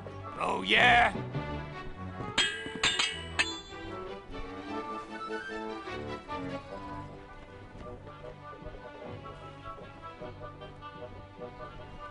I have never seen such clumsy swordplay. You would have, but you were always running away. I'll skewer you like a sow at a buffet. When I'm done with you, you'll be a boneless fillet.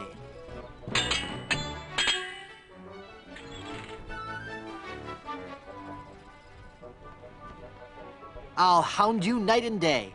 Oh, yeah? You win! Give me your treasure. Take it. It was cluttering up the hold anyway. We're loaded with booty.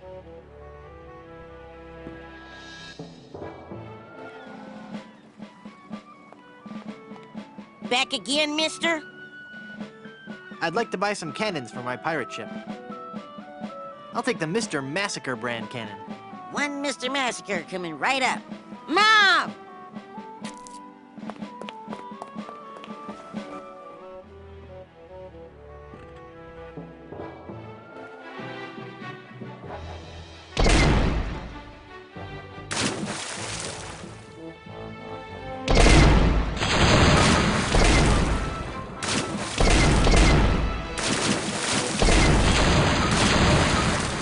On you for boarding me ship.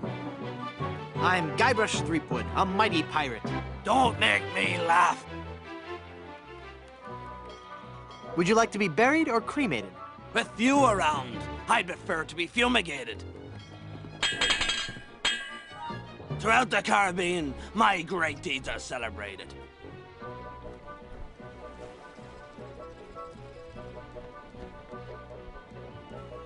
Too bad they're all fabricated.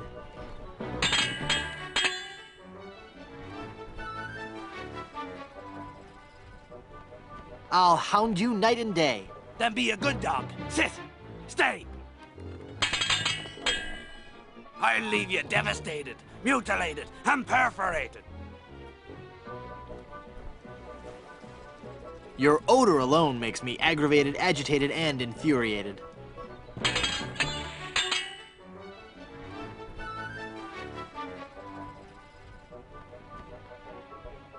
Coming face to face with me must leave you petrified. I am rubber, you are glue. You win! Give me your treasure. The treasure is yours. We're loaded with booty.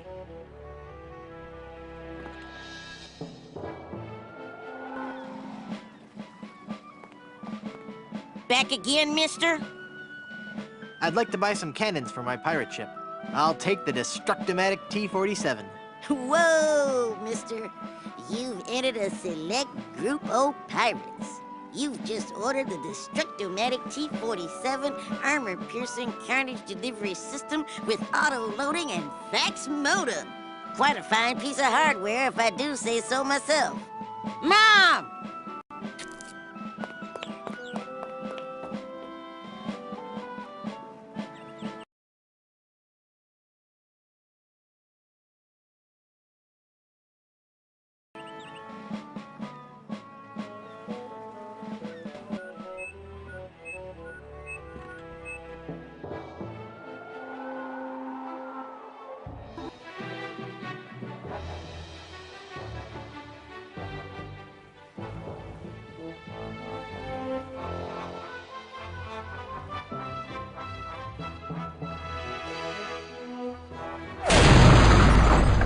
Well, well, well. Look who is washed up on my deck.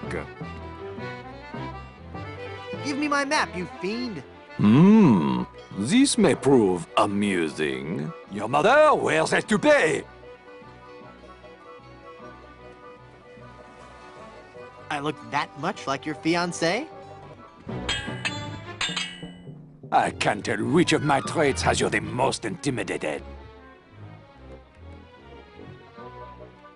Your odor alone makes me aggravated, agitated, and infuriated.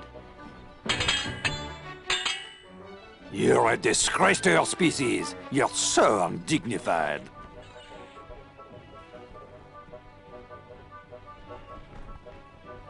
At least mine can be identified.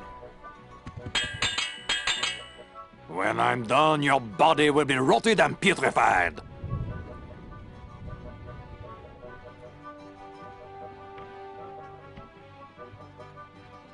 The only way you'll be preserved is in formaldehyde. Nothing can stop me from blowing you away.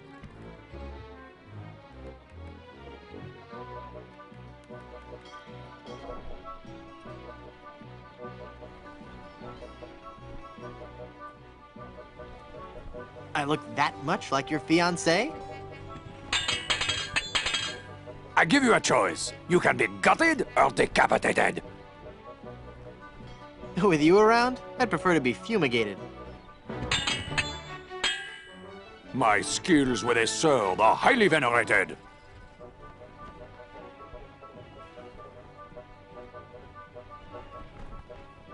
Too bad they're all fabricated.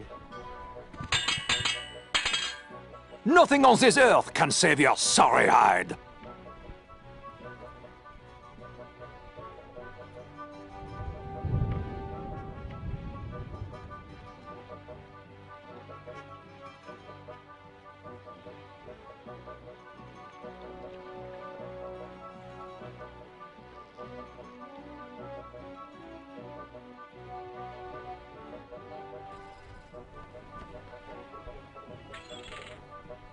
The only way you'll be preserved is in formaldehyde.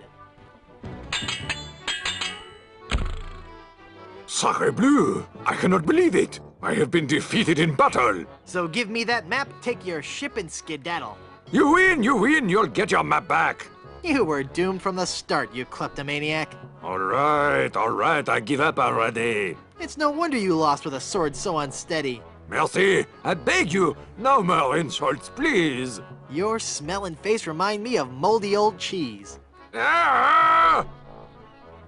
We got the map back. Now we can sail to Blood Island.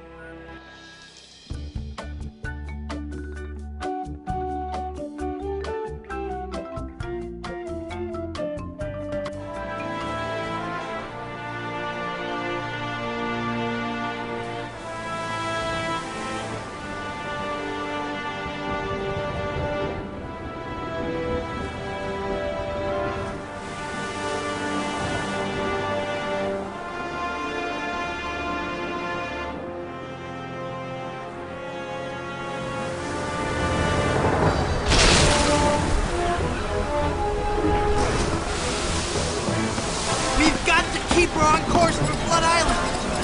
Van Helgen! I'm doing all I can here! Haggis! Lend a hand! I'm barely holding on myself, mate! My God, this wind! She's the devil's own!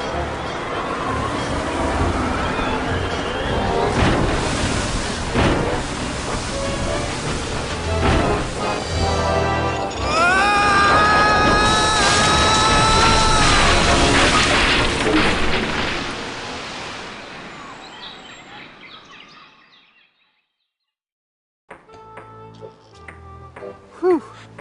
I guess I blacked out for a second. Where's Elaine? She flew a wee bit into the woods when we crashed. Then let's get going. We'll find her, then scour the island for the uncursed diamond ring that'll transform her back to normal. I don't be thinking we will, lad. What do you mean? I mean, what do you mean, Haggis? This be a mutiny, Captain. We're leaving you. Did I mention that I'm offering my crew a very attractive pension plan? You did. And the stock options. But we're still leaving. But why, Haggis? Why? Well, I admit being your pirate crew's been a real pleasure. A real pleasure. But we've grown restless. We can hear the voice of the siren calling to us, and she says she'd be wanting us to do her hair. You're going back to being barbers? Aye.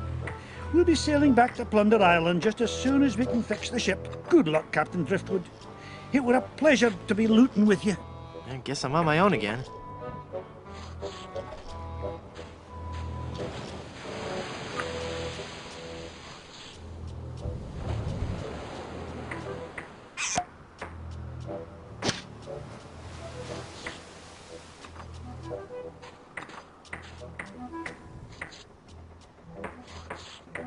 You'd best believe in that. That there hand lotion be for the rough, dry skin that can often accompany ship repair. Haggis? Aye? My, that's a big bottle of lotion you have there. That's right, she be. And don't ye be getting any ideas about stealing it. We're sure to be needing it, you see. Carpentry on this tropical climate can and will prematurely age your skin. 'Tis but one of the many hardships a pirate must face daily during this barbarous age. Aye, and if we pirates didn't carry hand lotion aboard all our ships, we'd probably die from the chafing. Wow, if I were doing a history report on pirates and I included that fact, I'd get an A+. We're talking guaranteed A+. And that A+ just might get you into the college of your choice. Think about it. There's no way that I can have even a drop of lotion? Well, maybe we could make a deal. You see, we need to be repairing the ship. She's leaky as a colander. And for some unknown reason, the ship's supplies of tar have been depleted. How the previous crew could set sail without any tar aboard eludes me. But the fact is, unless we get us some tar or something like it, we're doomed to this island for good.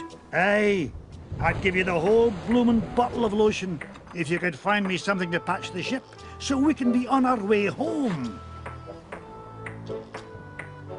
I'll let you get back to work.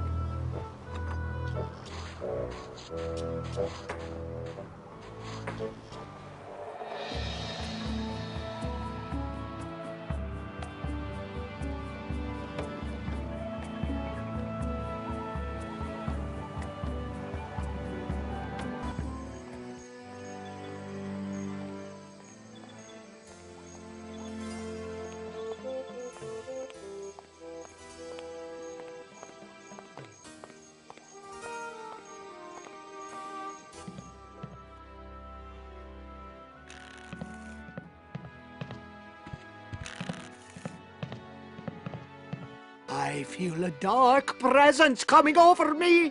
Hi there. Ah! Ah, please, keep it down. No screaming. Oh, my head. Hi, I'm Guybrush. And you would be? I am Madame Zima, mistress of the ancient arts of precognition and augury, diva of divination. Cool, you're a fortune teller. Ah, that and so much more. Whatever. Tell me my fortune. I do not think you wish to hear. There are things of which a man is better off being ignorant.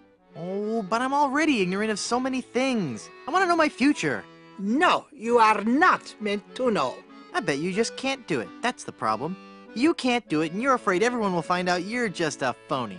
You know, I could put a curse on you that would make every morsel of food you eat become a ravenous cockroach inside your intestines, giving you the most excruciating death imaginable. So, are you gonna tell me my fortune or not? I'm not kidding. Okay, okay. What's in the cards for me? Fame? Fortune? Romance? Ah, very well. We will consult the cards. The process of reading the tarot is a very complex one. Each draw of the cards foretells an upcoming event in your life. When assembled, they will tell the story of your future. A future filled with twists and... Ah! Good Lord, woman, stop that screaming. What is it? Is that a good... Ah? It is death. Well, in the tarot, death just means change, right? I mean, it's nothing to get worried about, right? Sure, whatever you say. Now please go. There must be some mistake. Read my tarot cards again. There is no mistaking your fate, Guybrush. The cards do not lie. But if you insist, once again, it is death. I'm feeling luckier. Give me another tarot reading. Luck is not involved here, Guybrush. It is your destiny. Whatever. Let's see what the cards say this time. The card says death. Are you sure you're not dealing from the bottom of the deck? Remember that curse I told you about? Okay, okay. Hit me. Death? How many of those cards do you have, anyway? How about giving me one more tarot reading? This is evil work, Guybrush. The fates have conspired against you, and no man can interfere. Your path has been determined. Okay, I get your point. I really do. Just one more time for Guybrush. Let me guess. Death? Leave this place. Huh? You are putting us all in grave danger. Your very presence will bring us nothing but sickness, tragedy, and death. Oh, yeah? Well... Demon! Demon! Look! A three-headed monkey! Ah! Then the prophecies were true! Where? I don't see anything. He must have run away. This is a very bad omen.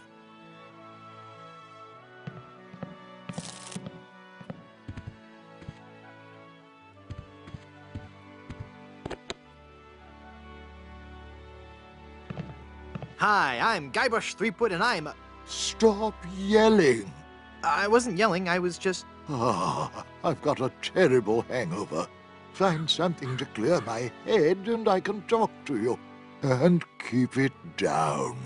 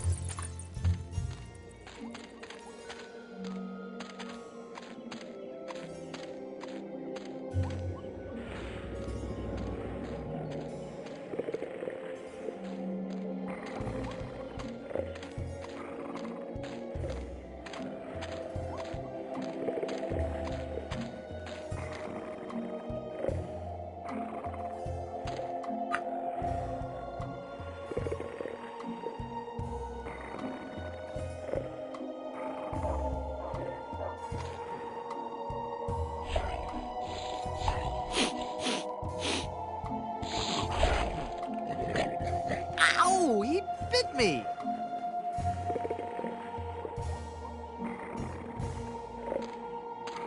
Okay, fella, this won't hurt a bit. Hey, I guess it didn't hurt a bit. You must be shedding.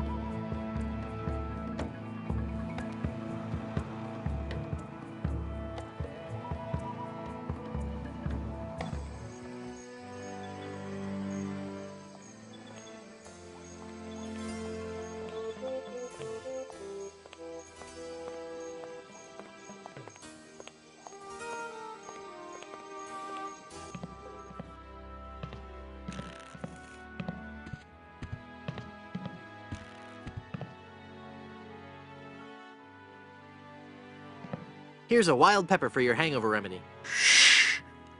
Thanks. I found this egg for your hangover remedy. Thanks.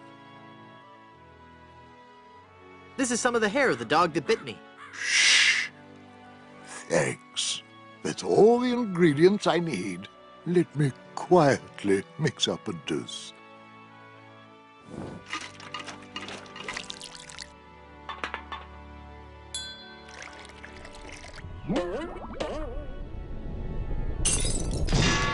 Ah, much better. Here, you can take the rest.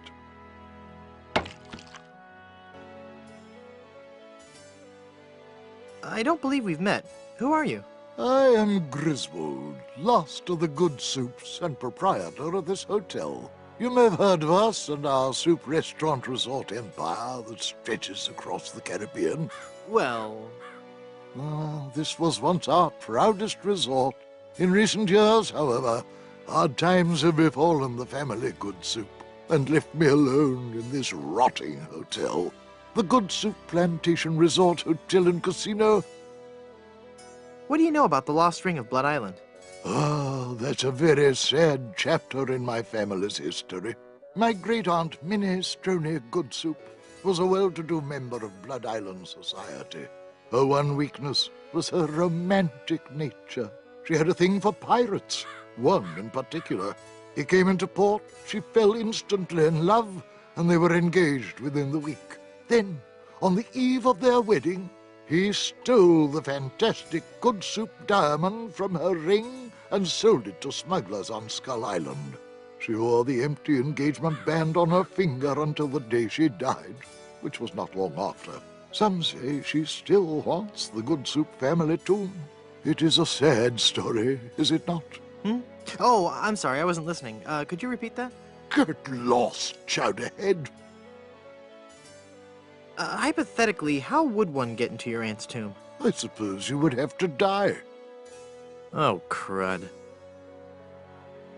I'd like a drink, please. Sure. What will you have?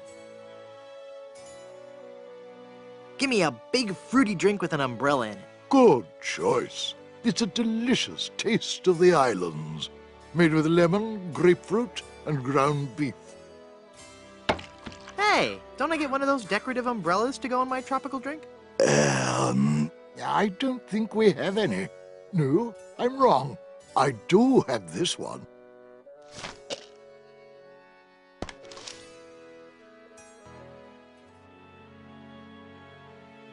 Head be clear, for clearing foggy heads. That opened it.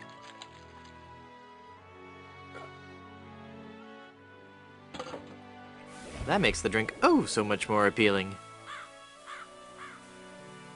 It just occurred to me that mixing medicine and alcohol is a really stupid and possibly lethal thing to do. If I were a real person instead of a lovably inept cartoon character with the potential for a few more sequels, I wouldn't even consider it. Skull!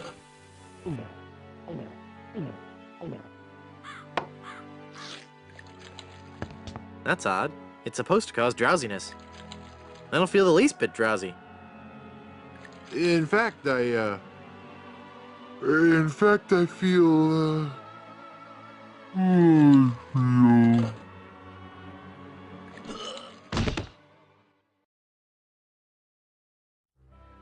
So then the Undertaker says, I wanted to be a pallbearer, but I couldn't stop coughing.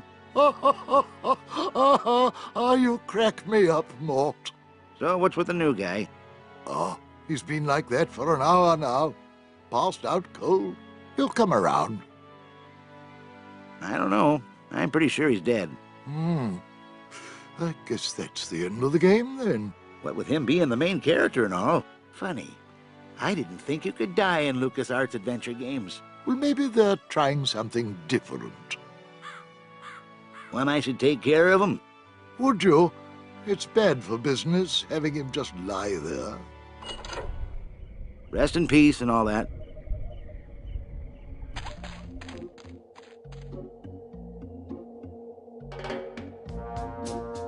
Hey! I'm not really dead.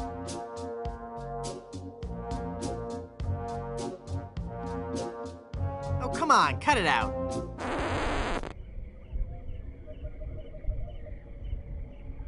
It won't open. I'm trapped. I can't use the mallet with that.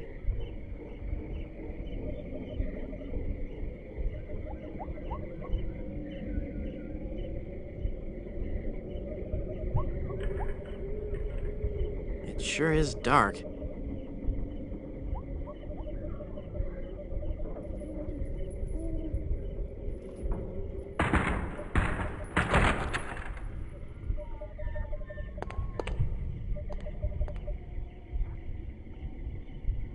Yikes.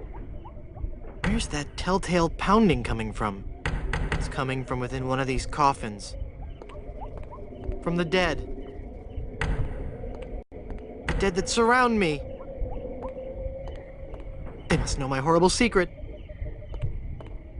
They'll never let me rest until I've paid for the wrongs I've committed against... Wait a second. I don't have a horrible secret.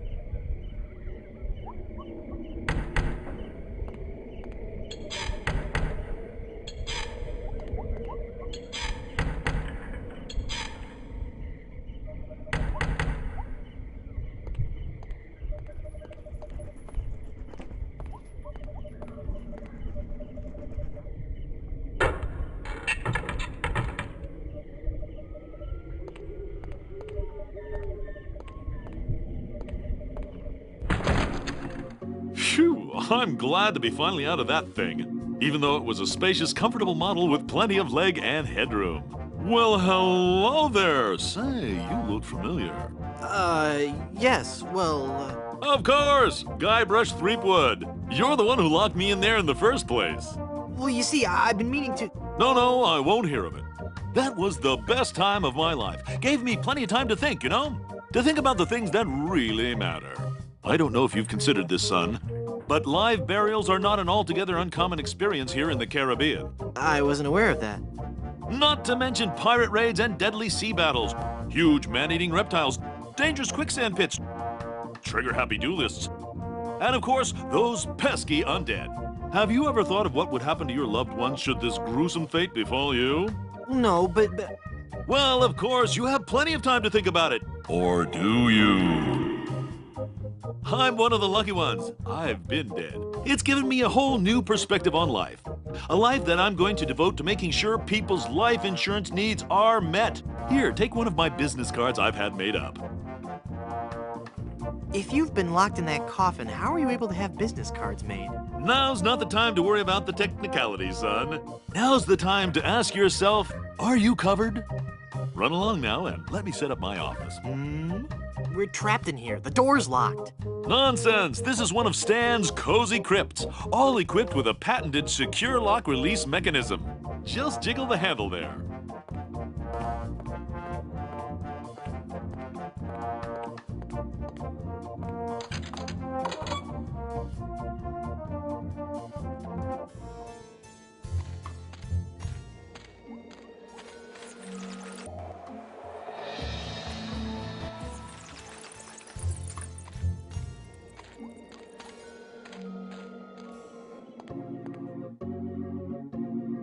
Welcome back to Mutual of Stan.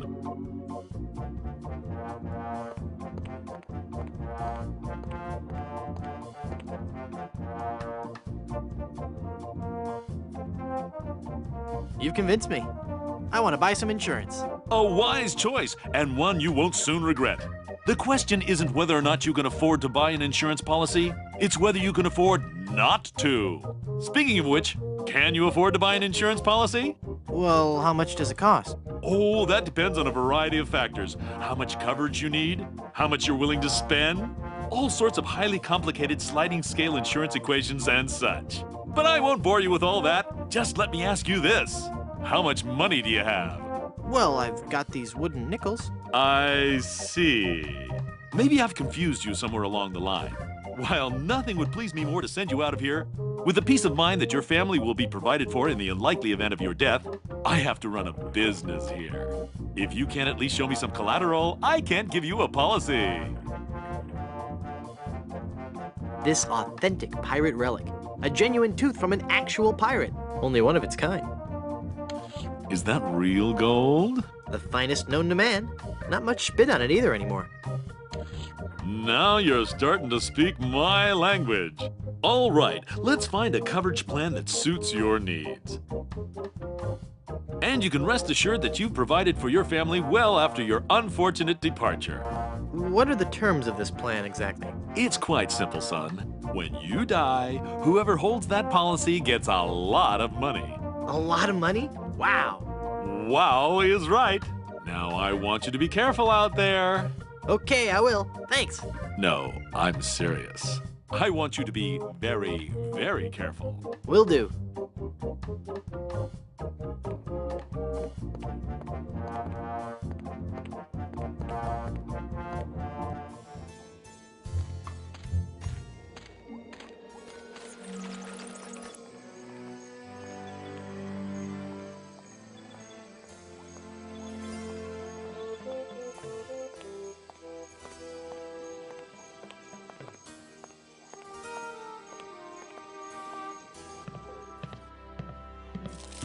Hi, guys.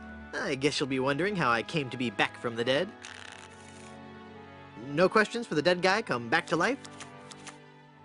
No questions like, is there life after death or is there a heaven? Will there be adequate parking? Fine. Be that way. I wouldn't tell you about the hereafter if you begged me.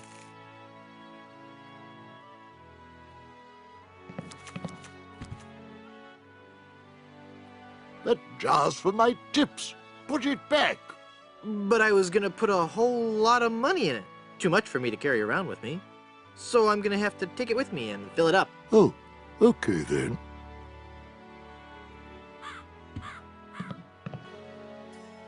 I thought if I died, I'd be buried with your aunt. Well, isn't it obvious?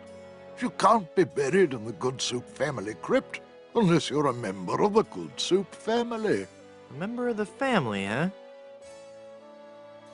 I'm off to explore the rustic charms of Blood Island.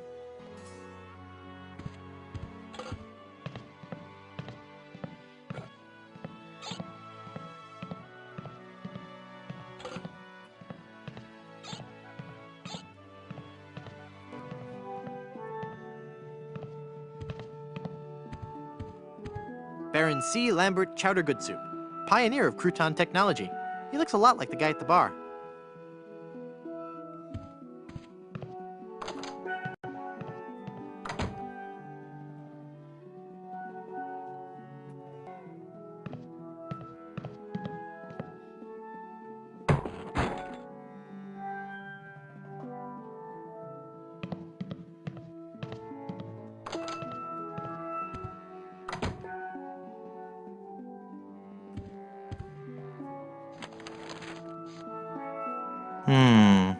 I'd better get rid of this incriminating picture frame.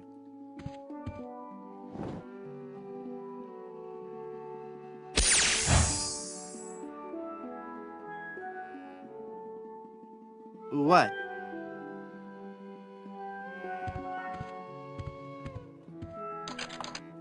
It's locked.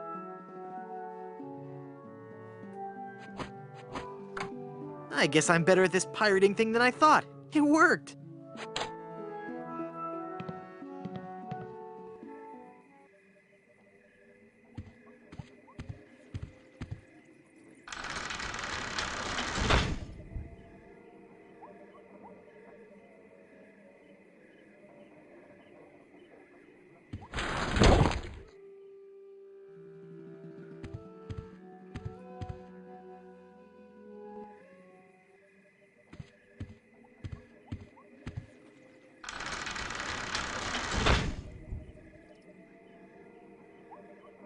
One nail will never be enough.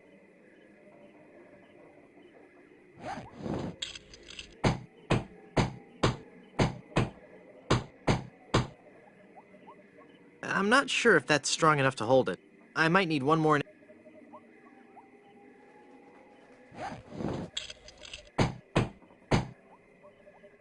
There. The bed has been nailed down. That ought to do it.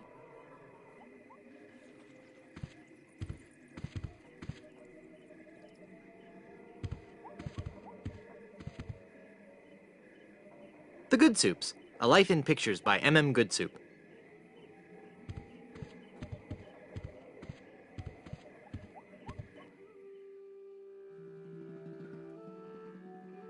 There, I've cut out the face.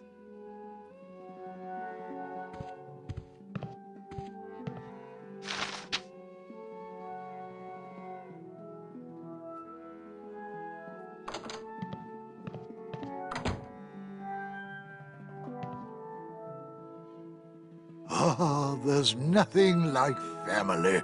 No matter what may happen in the topsy-turvy world of the Caribbean resort business, I can always relax in the knowledge that I come from good, wealthy stock. Breeding. That's what's important. Breeding and culture. Just like Grandfather Lambert. Breeding, culture, and lots of really old money. It makes a man proud.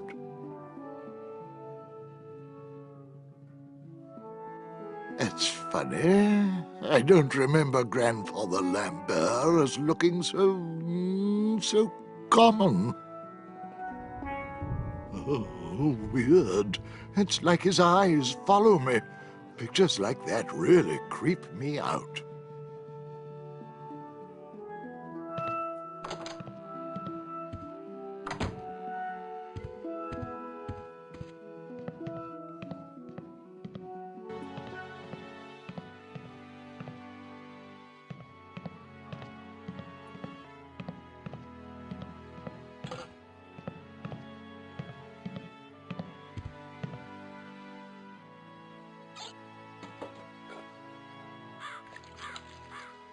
You just stole that mirror, didn't you?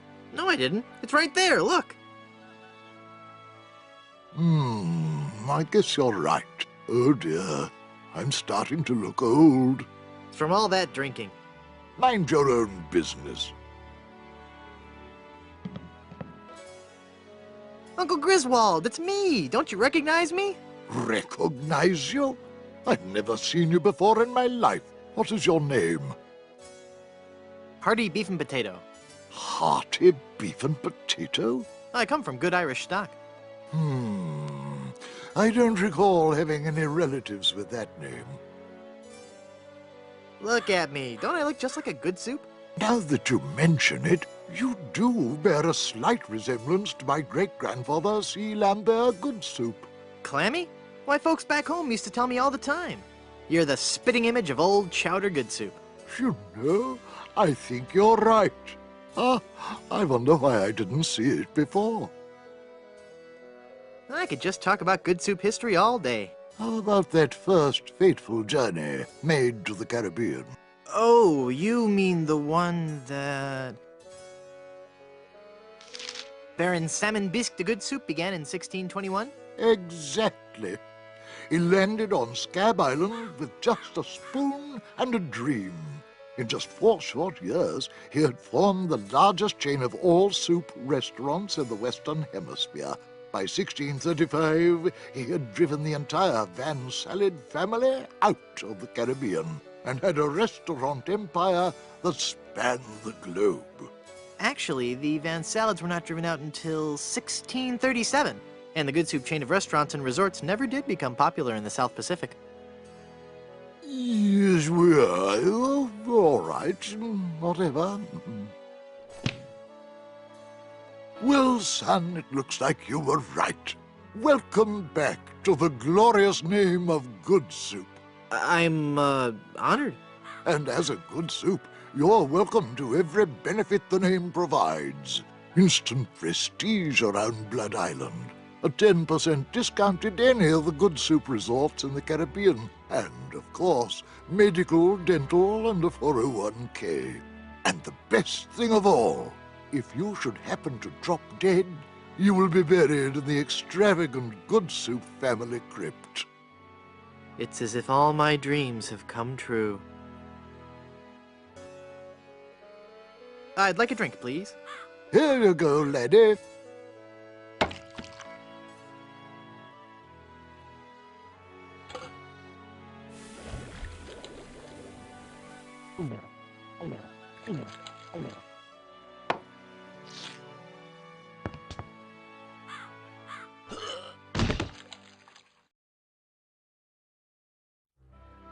Oh dear, he's had a sudden and completely unexpected relapse of death.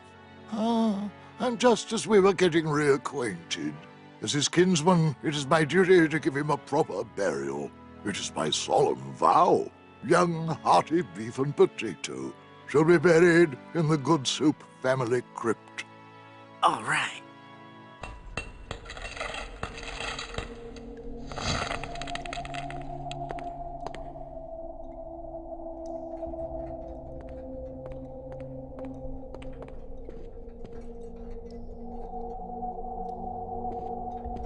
Hey, there's a hole in the ceiling of this crypt. I think I might be able to squeeze through.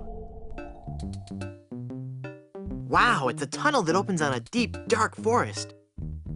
It looks familiar somehow. As if I've seen it in a dream. Or maybe it's... I don't know.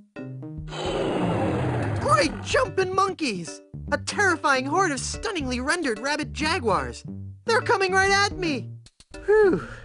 It's a good thing I couldn't get through that hole. I'd be done for.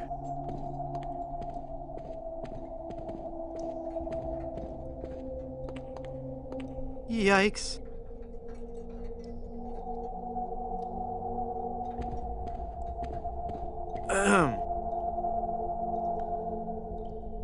Oh, hello there. Who are you and what are you doing here? I am Minnie Goodsoup, last in a long line of eligible Goodsoup debutantes. I was buried here exactly 1 week after my wedding day. A wedding day that never came. What happened? I was the belle of Blood Island. How many people can claim that? Oh, how the lads adored me. I was courted by the richest, most handsome men in the Caribbean. But all my suitors bored me to tears. I wanted someone dangerous. I wanted a pirate. By the way, what do you do for a living? Flooring inspector. Oh. Then one day, a real pirate sailed his ship into the bay. I fell for him instantly, and we became engaged. But he left me standing at the altar, and I died of a broken heart. Wow. That bites. Oh, I know. Were there any other suitors you found attractive? Well, there was one I could have fallen for. Young Charles de Goulash. He had such a radiant smile. What happened to him? You know, it's funny. I don't know. He checked into the hotel one night and I never saw him again. What happened to that young man you liked so much? Why, the last time I saw Charles, he had checked into the hotel. How do I get out of this crypt? There's no way out of this crypt for either of us. I must haunt this lonely tomb until I've married a man I truly love. And you can't leave because the door's locked. This is just a shade too creepy for me. I'm leaving.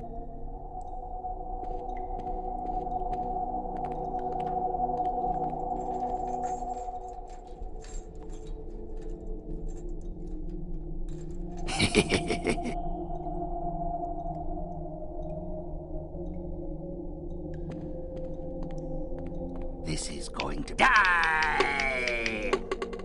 Oh, I'm not going to do that again. I think I broke my skull. I'm all skull. It's your own fault. Stop scaring me like that. So I did scare you? Really? Well, startled is more like it. Oh. But startled in a terrified kind of way. You really are very, very scary. Don't talk down to me. I really don't have any choice. I saw you get out of that crypt. Does this mean that you're dead? No, I was only faking. Darn. I thought together we could walk among the living and spawn a new wave of terror throughout the Caribbean. So what you're saying is that you only love me for my legs? Something like that. Hey!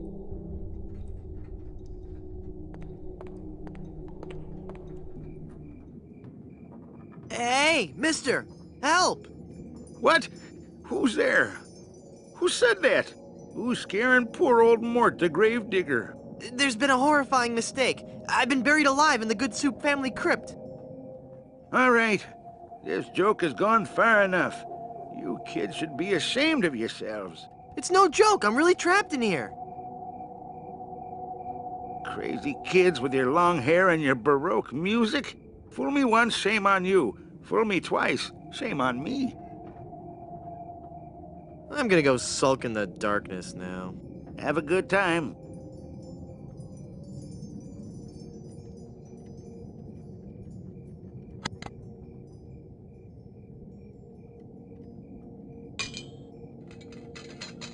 I've got it.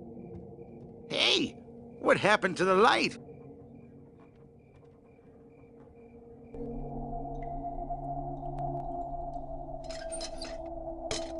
Murray, do your stuff. Okay. Moo!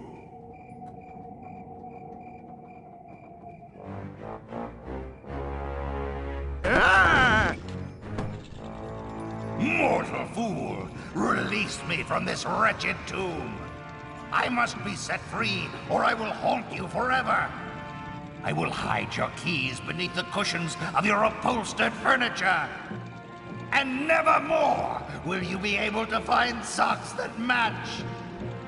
All right, hang on. I'm coming. Great work, Murray. I was terrifying, wasn't I? My demonic powers have made me omnipotent! Uh-oh. Looks like the lantern ran out of oil. It's open. Now shuffle off and give me peace.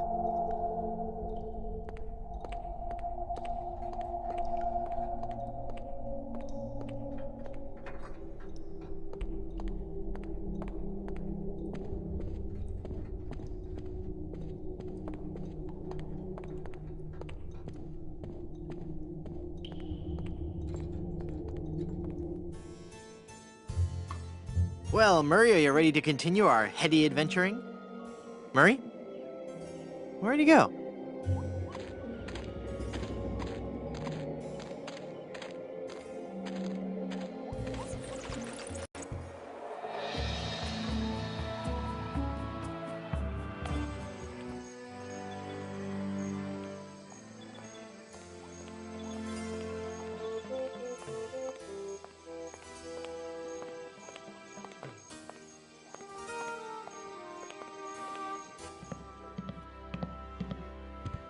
Hey, what an amazing story I have to tell. I was dead, but I live again. Who wants to hear about it? You guys don't deserve to hear a good story.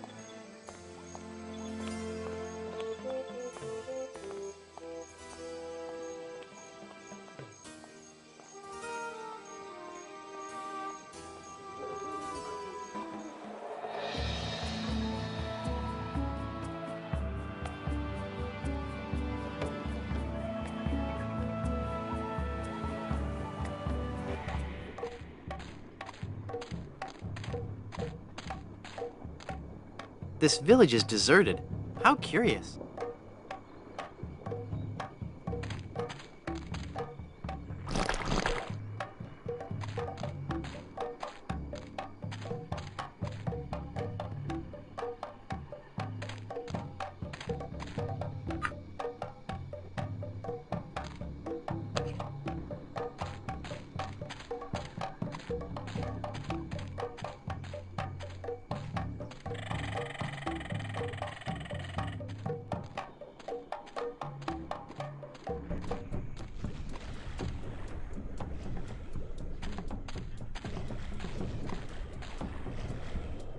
I'm Guybrush Threepwood, a mighty pirate.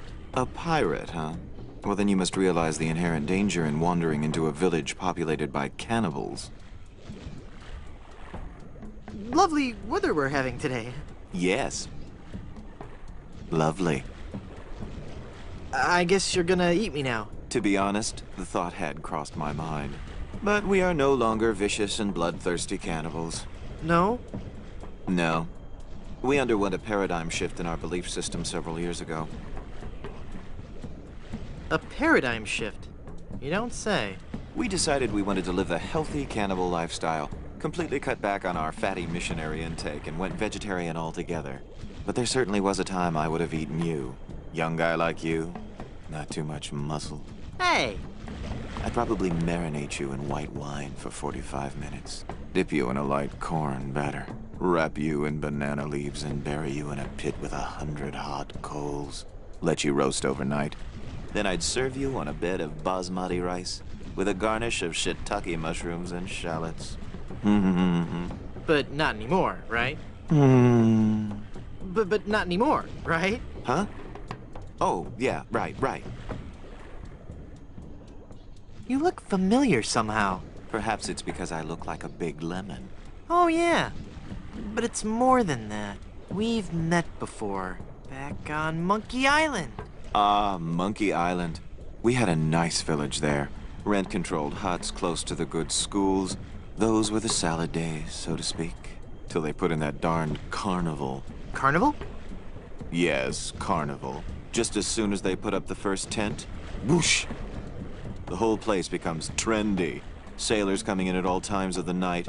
That awful music droning on and on. And to be honest with you, I think the Midway Games are rigged. Yeah. At night, it wasn't safe for a cannibal to walk the island alone. Gotta run. Bye.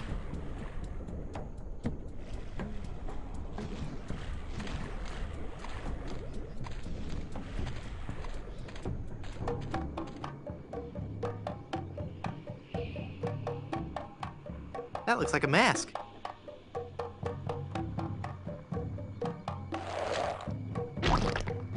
Ick.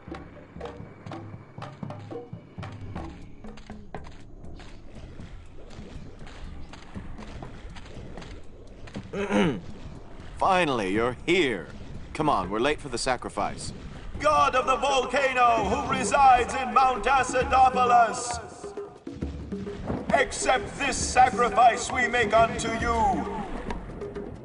In the form of flesh with high amounts of fiber and wholesome cellulose, free of all fat and trans fatty acids, so that it might nourish you and bring your favor upon our humble village, and not upset nor agitate your ulcerative caldera. Okay, boys, toss him in. You've been a wonderful audience. Thank you, and good night.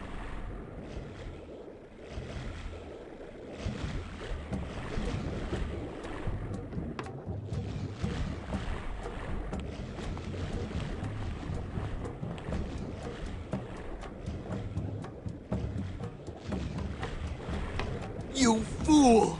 You've given cheese to a lactose-intolerant volcano god. Do you know what that means? You brought about the coming of the divine dysentery.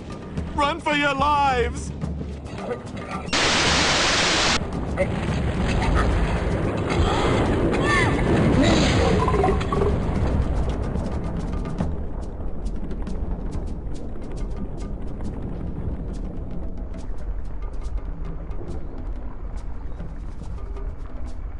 Wow, that was more spectacular than I'd hoped.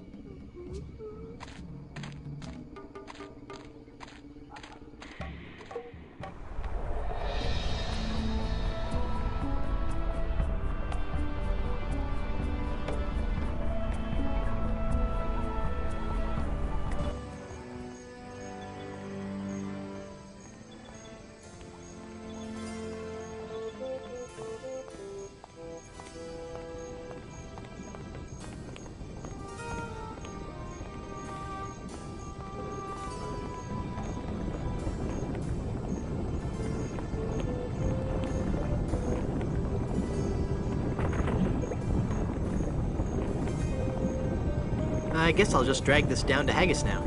Here, Haggis. This stuff should work to patch up the ship. Aye, laddie, indeed it should. The consistency of tar, but with a tangy pepper taste. So, can I have your lotion now? Aye, lad. Go ahead and take it.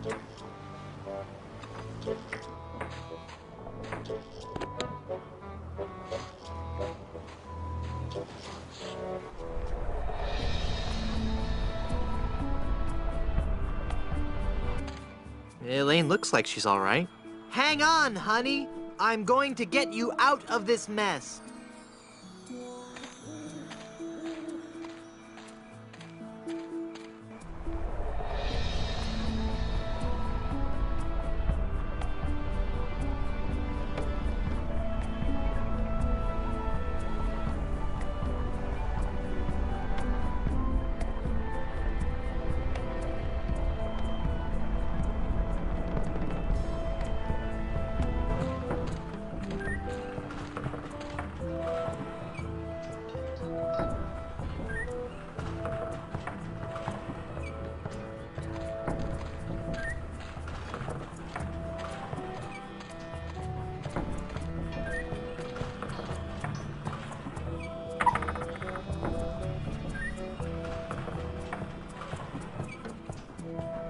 It's full of fermenting sugar water used for making rum.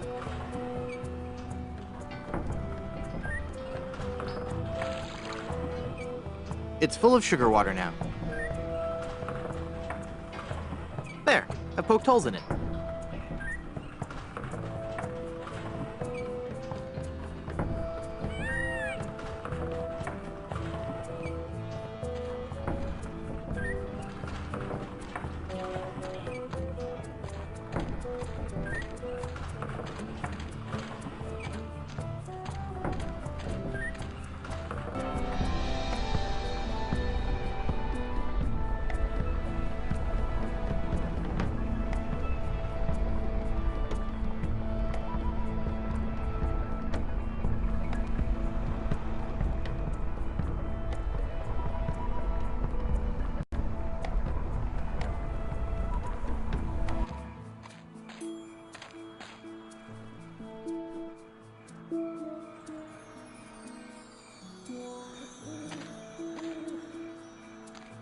It's full of yummy, delicious sugar water.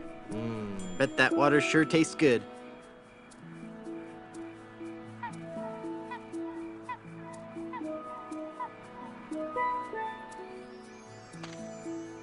They're trapped inside and glowing like mad.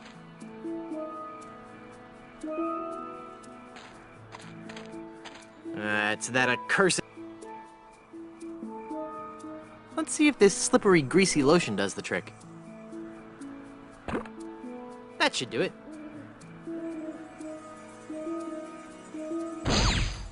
The cursed ring exploded.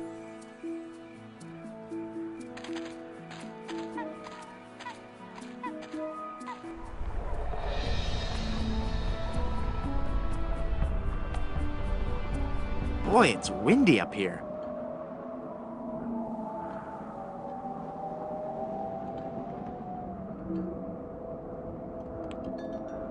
Perfect!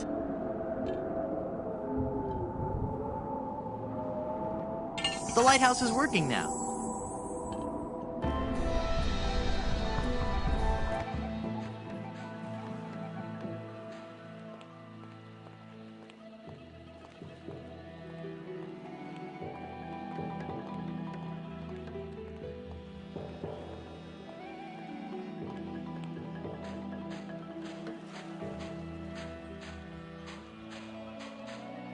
Who are you?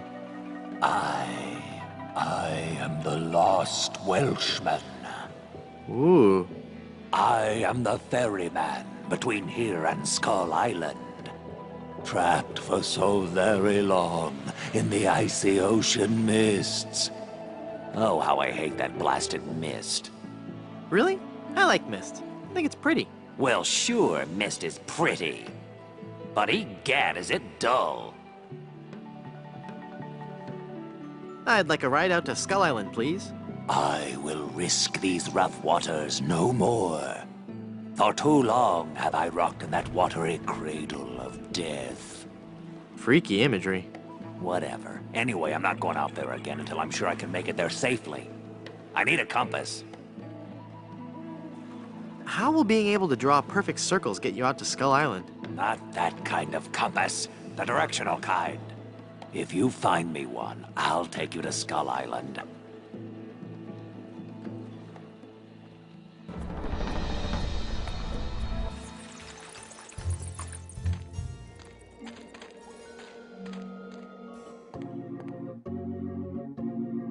Welcome back to Mutual of Stan.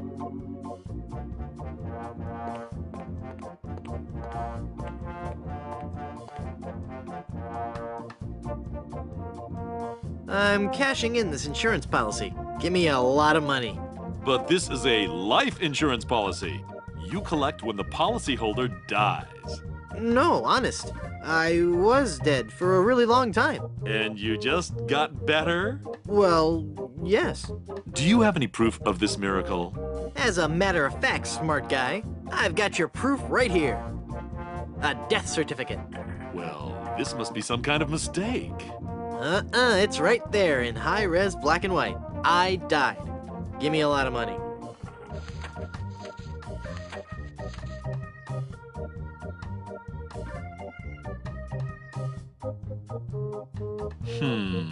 It looks like I'm left with no choice but to acquiesce. No, just give me my money. That's what I mean. Oh, Thanks.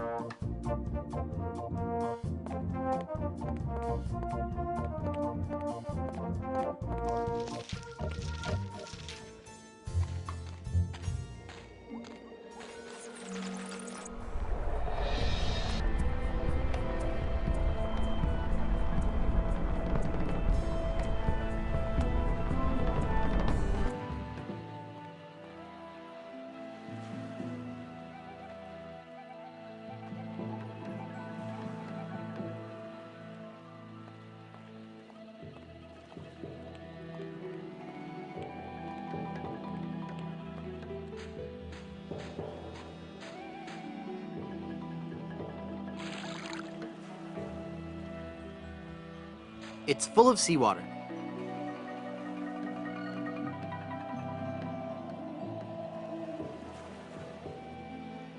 Cool, a magnetic pin. The mind boggles at the possibilities. Okay. Hey, neat, it points north. Science is fun when you know the secret. Here, take this compass.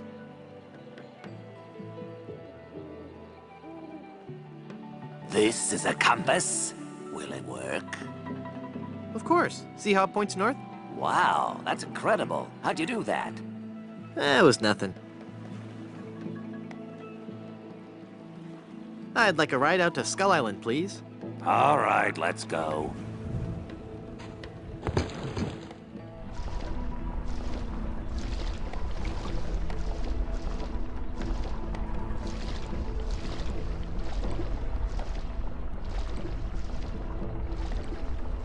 Even the bravest of men must dread the horror of this place.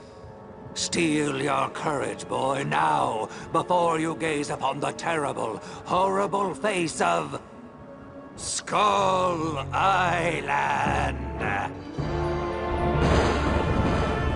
That's a duck. What are you talking about? Don't you see the skull?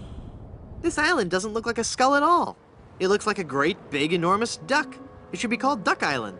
Well, you see, you gotta squint and sort of turn your head and... Ooh, it's just so scary. If you squint and turn your head, it looks like a bunny. Well, anyway, see that light up there on the cliff face? That's Smuggler's Cave. It's run by King Andre, the greatest smuggler in the world. And his nefarious assistant, Cruff. But how do I get up there? You'll have to go to the top of the cliff. Won't you be coming with me? No, you must go alone. There will be someone there who will help you. But I warn you, beware of King Andre. He is as ruthless as he is bald. Good luck. Thanks. Hello. Can you tell me how to find the evil smugglers of Skull Island? Beats me. Oh, wait a second.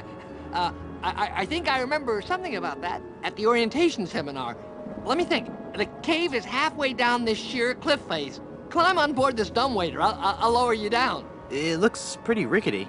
Are you sure it's safe? No. Never used it before, but I'm sure it can't be that dangerous. I'm a temp here. The usual elevator operator, Braunbeard, he's sick, so I'm filling in. I guess that'll be okay. What's your name? It's Lafoot. Would you lower me down to the smuggler's cave? Sure, I can do that. You must weigh no more than, say, 20 pounds, right? Actually, more like 120. Oh. Well, it can't hurt to try, right?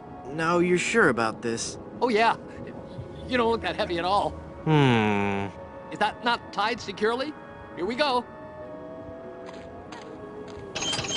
Okay, give me a little bit more slack. Whoops! Okay, that's too much slack. Ah!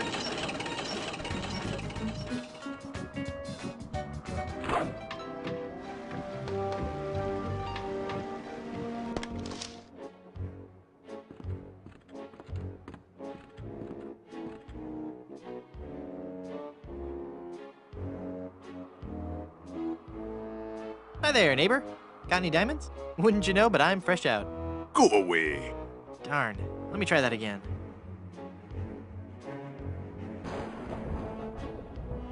I have got so much money, it's almost embarrassing. Well, hello. Let's talk, Mr. Threepwood. Guybrush Threepwood. Very well, Mr. Threepwood. I am King Andre, and this is my associate Gruff. Were you looking for something in particular? The Good Soup family diamond. LeChuck stole it, you bought it, I want it. Now. Please? Sir? But we have so much quality merchandise here at the Pirates Club. Our prices get lower every day. Everything a pirate or pirate in trading could possibly want is here. For the right price. I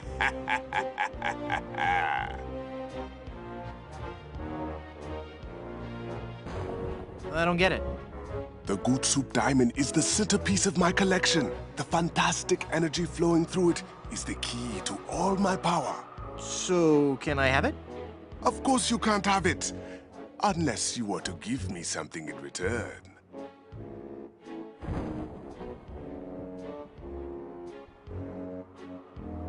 That diamond belongs in a museum. So do post-impressionist paintings, Mr. Threepwood. So do post-impressionist paintings. What the heck is that supposed to mean? One day, you will understand.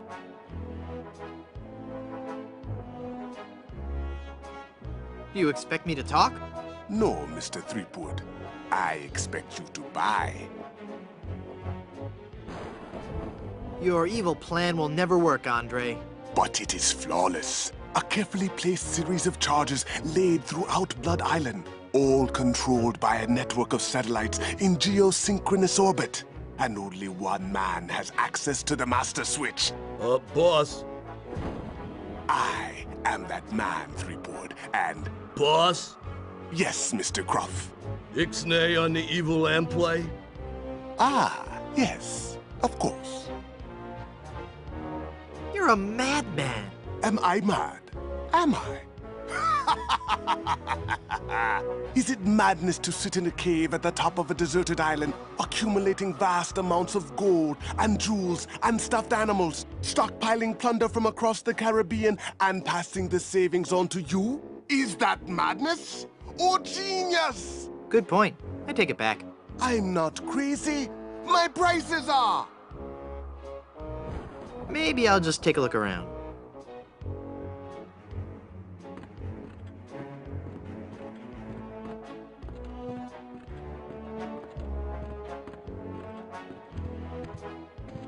There's nothing sadder than a lone smuggle bunny. It's adorable and functional.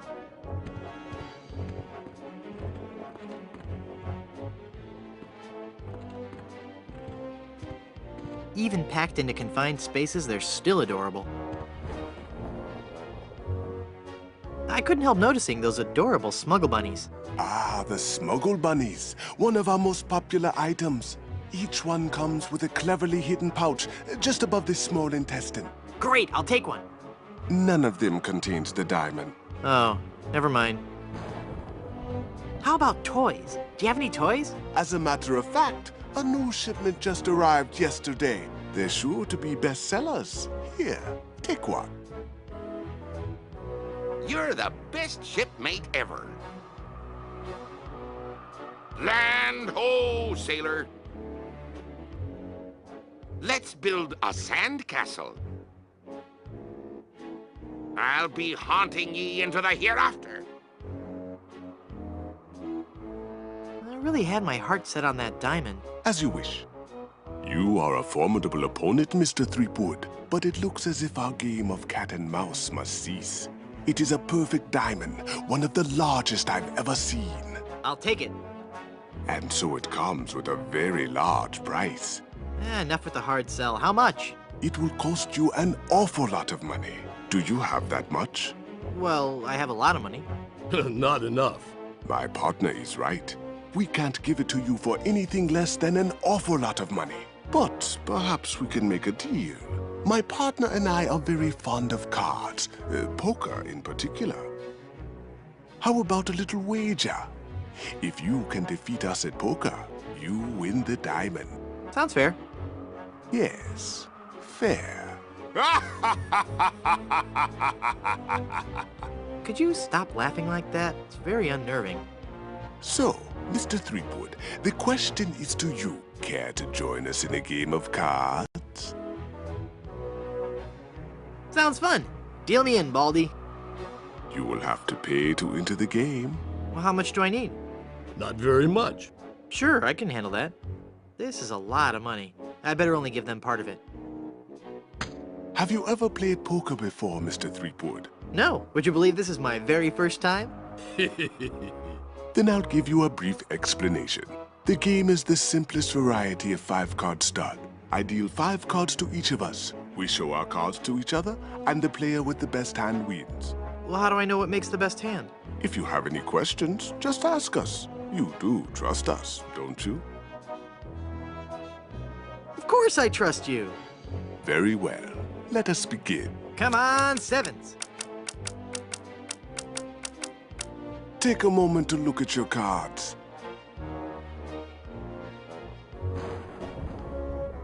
Two of spades, 3 of hearts, 4 of clubs, 8 of clubs, and king of diamonds. What a terrible hand.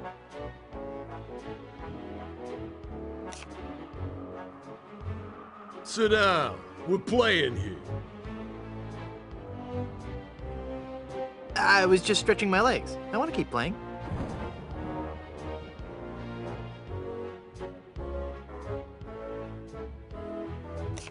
I've got a really terrible hand. Apparently, good fortune is not in the cards for you. I thought we agreed you weren't gonna laugh like that anymore. I have a full house. Aces over kings. You lose. Perhaps you should try again. You bet! I'm gonna win that diamond.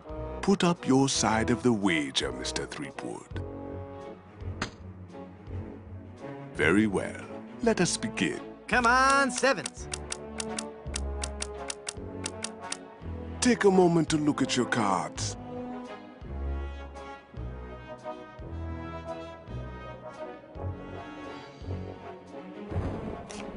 Five of a kind. Right there. Not even you guys can beat 5 of a kind. You're correct, Mr. Threepwood. We cannot beat 5 of a kind. The question remains, however, whether or not you can beat a pair. A pair? A pair of murderous smugglers. Huh? Us, Mr. Threepwood. I'm talking about us. We're gonna kill you. Oh, I get it. Whether or not you can beat a pair. That's pretty clever. Now, gentlemen. Let's not be too hasty. There's a delivery man out here with a package. You idiot! You blew out the lights! I got the diamond. Not for long, you little... Ouch! Hit him, not me, you cretin! Who are you calling up? There he goes! Get him! Got what I needed from the smugglers. Good. Let us leave this place of evil. Good luck on the rest of your adventures, Guybrush. What? You can't mean... I'm afraid so. This work is too dangerous for me. I'm going to find a more stable, secure line of work. I hear there's still an opening for a chef on Scab Island. Well, you'll be sorely missed. I know, but my destiny lies out there, somewhere. Beyond the rolling waves. Farewell, good friend Welshman. Oh, wait. Where'd you say Scab Island was again? East by northeast. You can't miss it. Thanks a bunch. Ah, whoops. I forgot to tell him that a magnetized pin will only have compass-like properties for a short time.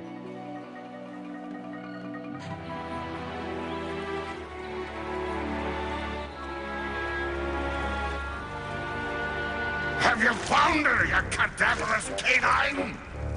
Yeah, nope. Nope, she's not on Plunder Island, Captain LeChuck. Then scour the seas, you ossified rats! Hunt them down, then bring them to me. Find me Guybrush Threepwood. It's with him that you'll find Elaine. Burn down every island in the Caribbean if you have to. but bring me my bride! And more slaw! Curse those villains! They never give you enough slaw with these value meals.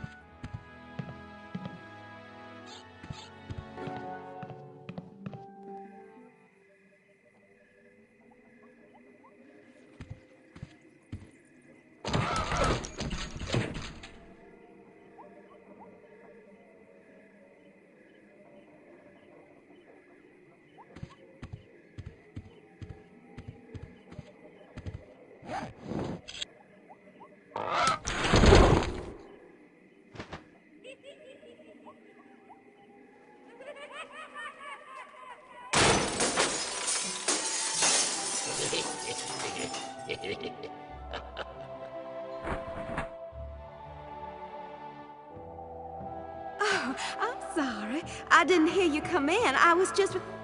Charles? Charles de Goulash, is it really you? Minnie! It's been so long. Oh, Charles, it has. It has. You look so different. Really? Why, you look exactly the same. Oh, Charles, how you flatter me. Oh, but you must go now. But why? Now that I've found you again after all these years. What would our families say if they knew we were alone together on such a romantic night? Minnie, this may sound rash, but I love you, Minnie Goodsoup. Oh, Charles, you mustn't. Oh, I can't help it. I've always loved you. Do you hear? I've always loved you, Minnie, and I always will. Come away with me now. Elope? Oh, but Charles, it just isn't done. Think of the scandal it would cause.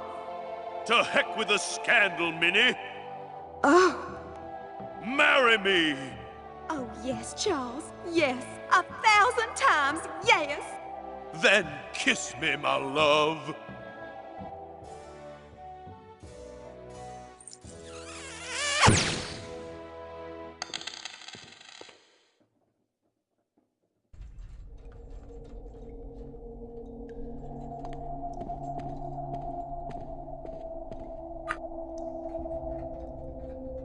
It's a massive diamond engagement ring.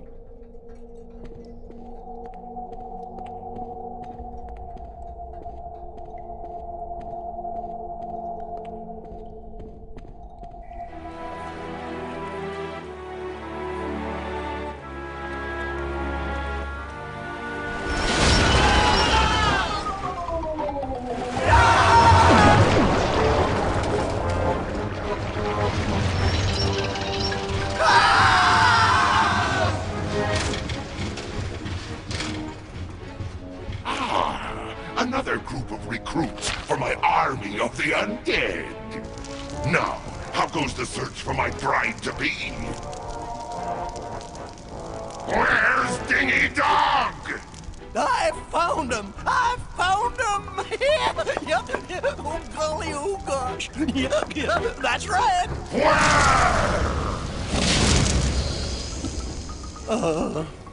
They're on Blood Island, sir. Hit them.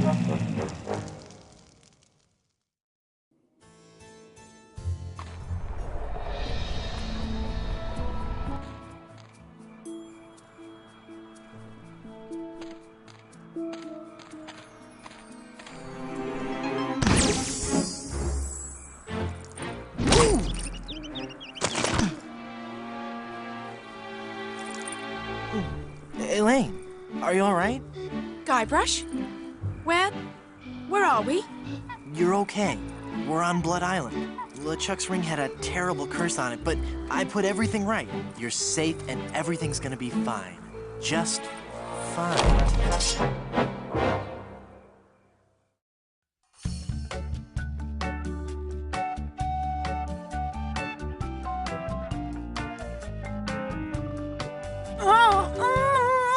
That be well spoken, pet.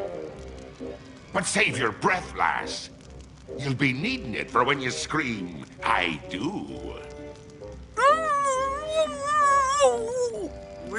Where are we? Don't you be remembering this place, Threepwood? 'Twas not long ago that I trapped ye here to suffer tortures most foul. Wait, I can remember. I've seen this place before. In some terrible nightmare. 'Twas no mere nightmare, Guybrush. Search your feelings. You know it to be true. Oh no, it can't be. But it is. This is the Carnival of the Damned. Aye, the Carnival of the Damned.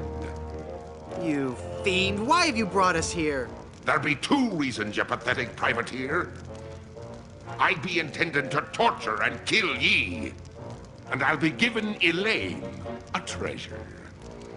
You're wasting your time, LeChuck. Elaine's love can't be bought.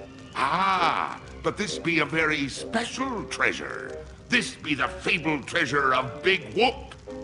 Big Whoop? Aye, the very pirate treasure you were searching for before I caught up with ye. What's so special about the treasure of Big Whoop? Isn't it just like any other pirate treasure? I see. Ye do not yet know the dreadful power that be Big Whoop. I guess not. Quake in fear, Threepwood, when I tell thee that Big Whoop be a damned portal to a demon netherworld. Okay. The treasures of Big Whoop be the very gates of hell themselves. Yipe. But how will Big Whoop make Elaine love you? Elaine shall pass through the hoary gates of Big Whoop, just as I once did. Down to the inky blackness of the infernal nether regions. For you see, Big Whoop gives those who pass through it the greatest gift of all. Immortality. But at what cost? Cost? Granted, people may find me a bit unapproachable now. And the smell does take a while to get used to. But it'd be worth everything now that I have the power to make Elaine love me. But if you kill Elaine, won't she hate you even more? Aye, at first. But soon she'll be understanding what a grand gift eternal life be. And besides, the dating pool be surprisingly small when you're the living dead. She'll just have to give me another chance. This whole amusement park, why? The Big Whoop Carnival was my most brilliant idea. Once I had the power of Big Whoop at my command, I could make Elaine mine at last. I see. But again, why an amusement park? I'll be getting to that. I knew Elaine would need a little coaxing, and that I'd be needing an army. A horrible army of the undead. Okay, but why an amusement park? Are you going to let me finish? I'm not talking just to hear myself talk, you know. You're right. I've been rude. Please, go on. Everyone knows that the life of a seaman is a long, hard, lonely one. Sailors spend months longing for just a few days' leave. And you know what they're looking for as soon as they get into port, eh? A family-oriented fun park. Oh, that. Of course. They come to take a ride on the giant roller coaster, the Great Monkey Mountain. They reach the top of the highest peak, and then hands in the air, screaming like monkeys. They plunge down the slope into a great stream of lava. That doesn't sound the least bit fun. Aye, it's not. In fact, it's downright unpleasant. But when they reach the other side, they're fitting warriors for my skeletal army of the damned. How did you find Big Whoop? That'd be a long story. Are you sure you want to hear it? Does the torture start after we're done talking here? Aye. Go on then. Back when I were alive, Elaine despised me. No. No, it's true. I can see that now. She didn't like me at all. But I were determined to prove me worth to her, you see. So, I set sail to find the legendary secret of Monkey Island. What is the secret of Monkey Island? The secret of Monkey Island. I could tell you, but I'd rather make you guess.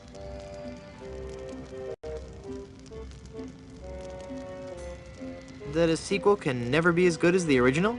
Lies! Filthy, dirty lies! No, it goes much deeper than that. It's an ancient secret, closely guarded by the natives and pirates who happen to... You don't even know the secret of Monkey Island, do you? No, not really. All right then. Let's get on with your story. A few days after setting sail, my ship was caught in a terrible typhoon and was torn apart. I would have drowned, but some friendly sharks found me and set me ashore on Blood Island. There I was, marooned, with no hope of winning Elaine's heart. I thought my luck had run out, but one day a ship made port at Blood Island. 'Twas the ship of one Captain Marley, Elaine's own grandfather. I struck up a conversation with Rum Rogers Sr., first mate on the ship.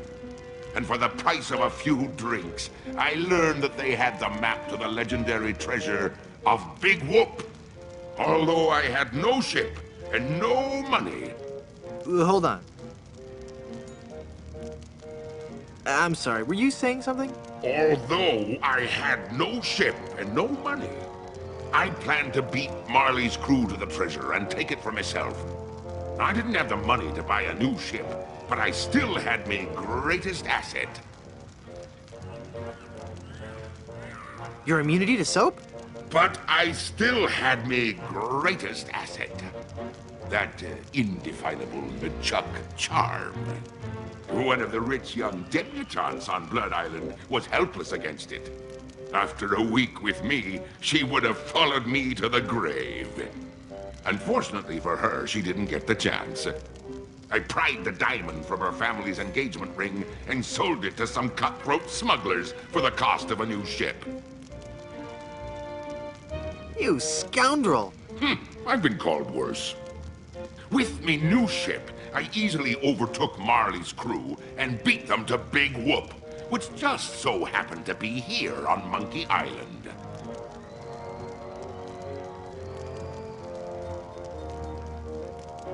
What happened to Captain Marley and his crew? Their ship arrived at Monkey Island a half hour after mine.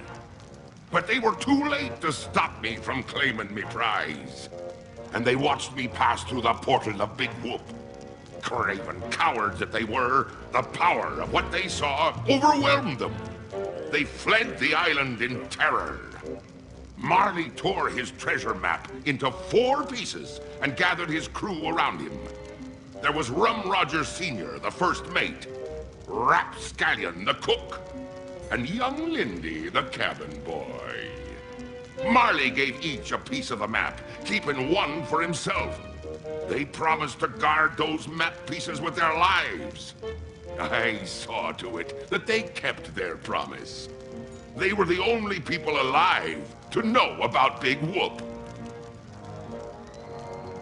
What happened to Rum Rogers Sr.?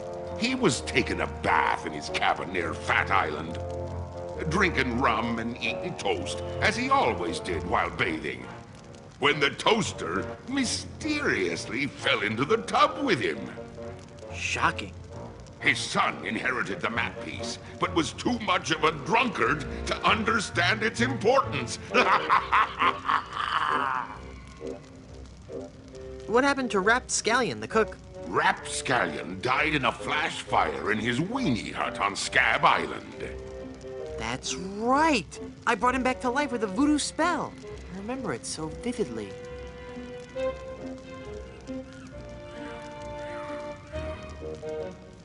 Guybrush? Guybrush? Oh, I'm sorry, I was miles away. What were you saying? I knew about Rap's absent-minded tendency to leave his gas burners on. So I arranged for a fully lit cake to be delivered to him on his 35th birthday. Ha! You can hear the explosion as far as Booty Island. That's horrible. Steamin' weenie indeed. What became of young Lindy, the cabin boy? Fearing for his life, he came to me and begged for mercy. In return for not revealing the location of Big Whoop, I let him live. As a sign of me gratitude, I gave him a fortune, which he used to build a successful advertising firm. Once he had grown accustomed to his wealthy lifestyle, I returned to collect me debt.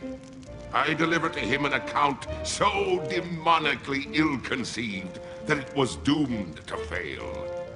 Gangrene and honey. Within a month, he was penniless and insane, a broken man. He sold everything he owned and got so desperate, he fell in with a traveling circus. He was killed when he was shot from a cannon without a helmet. No one could be that desperate. What fate befell Captain Marley? I ambushed him while he was racing in the America's Cup. I boarded his ship and decided to let him determine his own fate. He could grant me his blessing to have his granddaughter's hand in marriage, or he could suffer a death more horrible than any of his crewmates.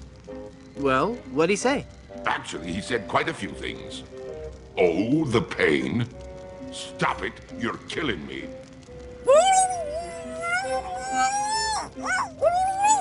Some other things, I forget them all. I left him for dead and sent his ship into a whirlpool not even the most accomplished captain could escape.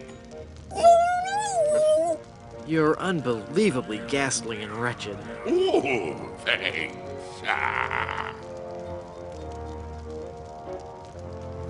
Elaine will never marry you. She loves me. She does not. She loves me. Nuh-uh, she loves me. Does not. Anyway, Elaine really loves me. Does not. Does two love me? Does not. Does two infinity? Does, Curse you and your diabolical debate skills.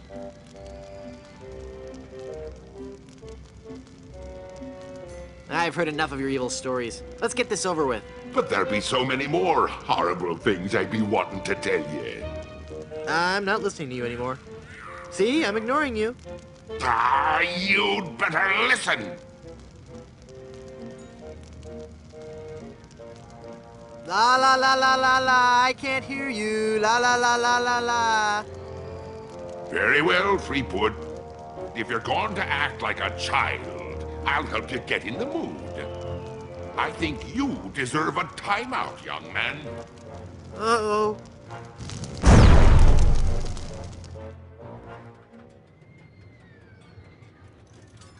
Haha! It's not locked. Your plan was flawless, LeChuck, except for one minor detail. That will be your downfall.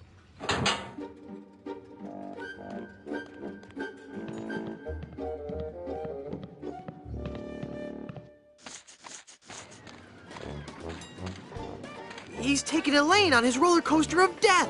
I've got to reach her before she becomes his undead bride. What's happened to me? Head foggy, can't think. I'm swimming. Must concentrate and rescue Elaine. I've got to save Elaine. But how can I save Elaine when I'm just a little boy? Oh, if only I could think straight. Must clear my mind. Welcome to the Big Whoop Carnival, little guy. Come on over here and meet your old pal Dingy Dog. Oh, for crying out loud. Yo, Murray. Hey, it's you. Are you dead yet? You look different. Not dead, Murray. Just cursed. Cursed? That's perfect. I'm cursed too. Let's join our cursed forces together, and together we can rule the world. Yeah. Let me get back to you on that.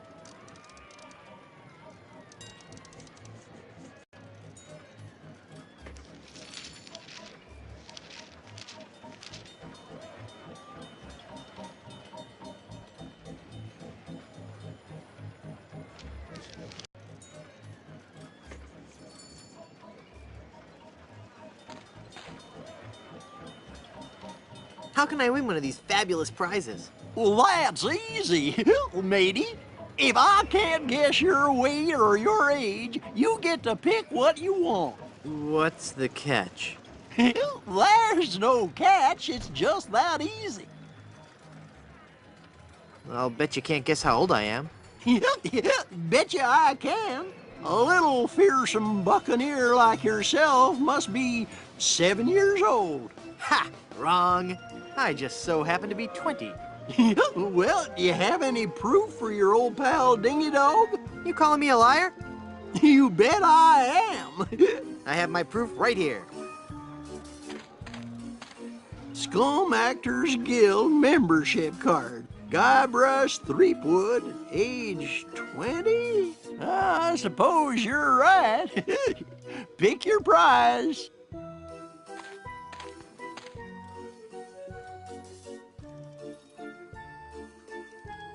Give me that anchor.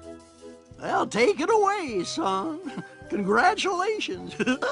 Enjoy your stay here at Big Whoop. Look into your heart. I'm the prize you really want. What? You picked the anchor? Well, it's a really nice anchor, Murray. Sorry. I can't believe I've got a pie pan full of shaving cream. Now it's a heavy pie pan full of shaving cream. What good is a dumb hunk of iron anyway? What are you doing over there? I found this pie, mister. Huh? Oh, yeah, thanks, kid. Shoot it, shoot it! Not right now. Oh, but I want to see the cannon fire. Beat cheeks, half-pint. Look, man, I pay your salary. You want me to tell the Chuck you've got unhappy kids running around here? Okay, okay, you little... Did you just hear something? No. Weird. Maybe it's the acoustics of that smelly giant head. Shut up, kid.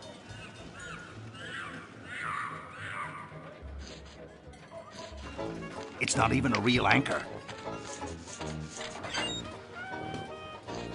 I'm a real talking skull.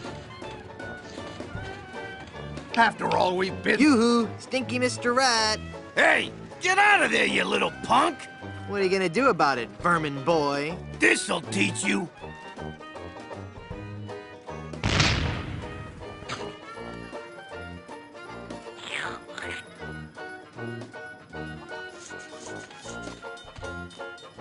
Fine.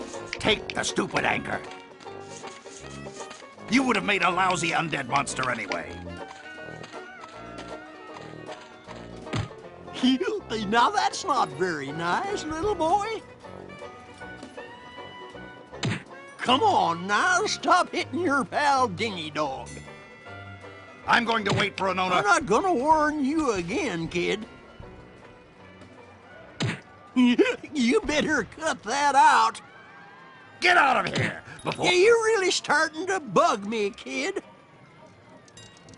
All right. That does it. You're going down, little punk. Ow! He bit me. Hey, give me back that hair, kid. You're ruining the suit. If you value your life, mere mortal, you will flee before Murray, scourge of the living and uber skull of the underworld. What kind of snow cones do you have? What kind of cones did you ask? Why, I have every kind imaginable. I have the most distinct type of snow cones in the world. In fact, my cones are so original, so inventive, and so unique that most are completely inedible. Let me list some for you. I have sweet cones, meat cones, cold cones, mold cones, bold cones with lime, cones with slime. Veggie cones, wedgie cones, hedgy cones. I used some of my neighbor's hedge in that one. Cones with spice, cones with lice, berry cones, hairy cones, dairy cones, and the Christmas, merry cones. So, what do you think of that?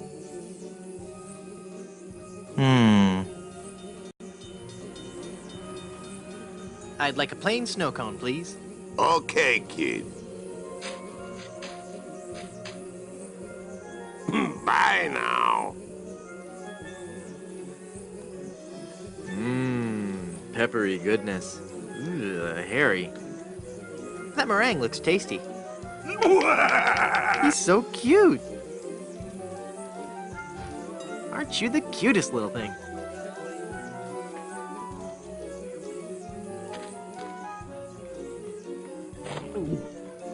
Ugh. The pepper helps, though. Brain freeze.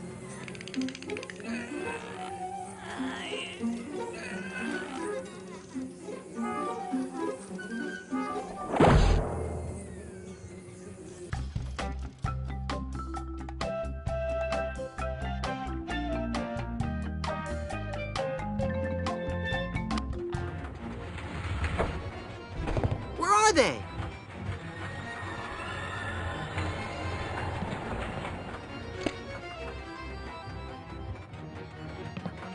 I had a feeling he'd turn up sooner or later.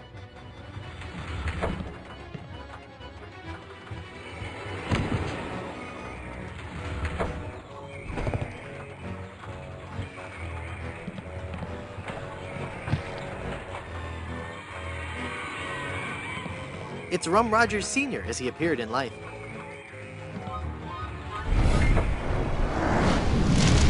Elaine!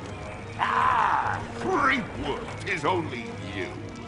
Have you seen Elaine? She told me she was just going to powder her nose, and I haven't seen her since. I can't be believing I fell for that one again. Now stand still, boy, so I can flame broil you.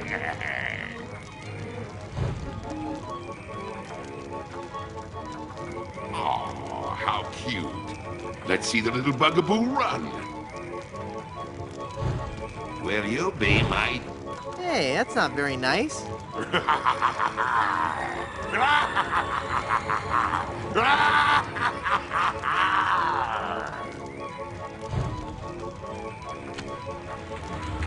Uh-oh. Ouch! Ow!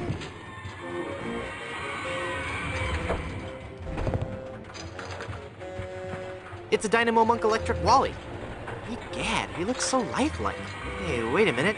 He really is Wally. You can count on me, Wally. Just as soon as I defeat LeChuck, save Elaine, set all the monkeys free, and ride the madly rotating Buccaneer, I'll come back and release you.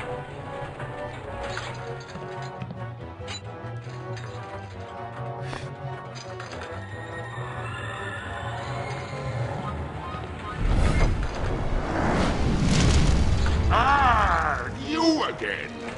If you've ridden me, Coaster, why haven't you been boiled in me molten pool of lava?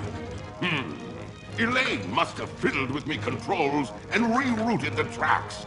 Aye, she'll be the death of me yet. I mean, again. But curses if I can't help but love the little woman. Eat flamin' death, Threepwood! Oh. Ouch! Ow!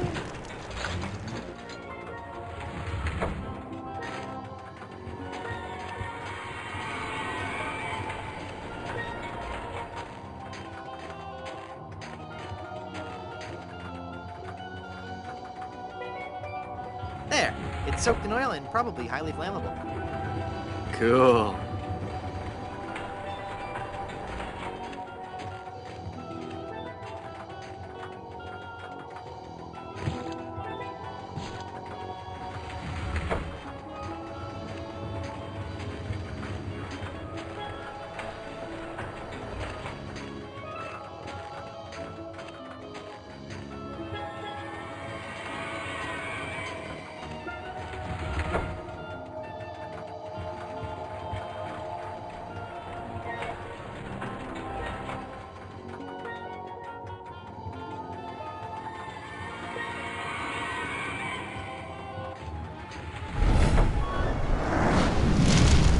Oh no, it's LeChuck!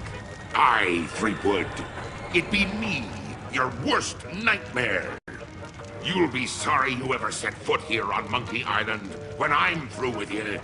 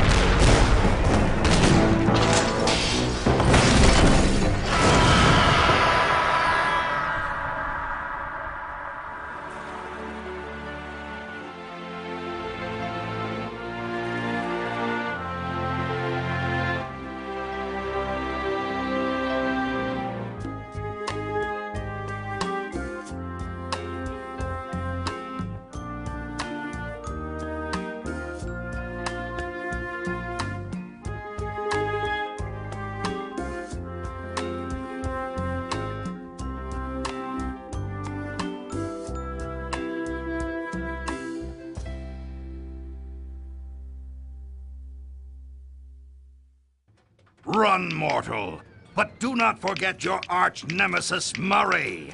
Mark my words, I shall return to haunt you. Do you hear me? I shall return.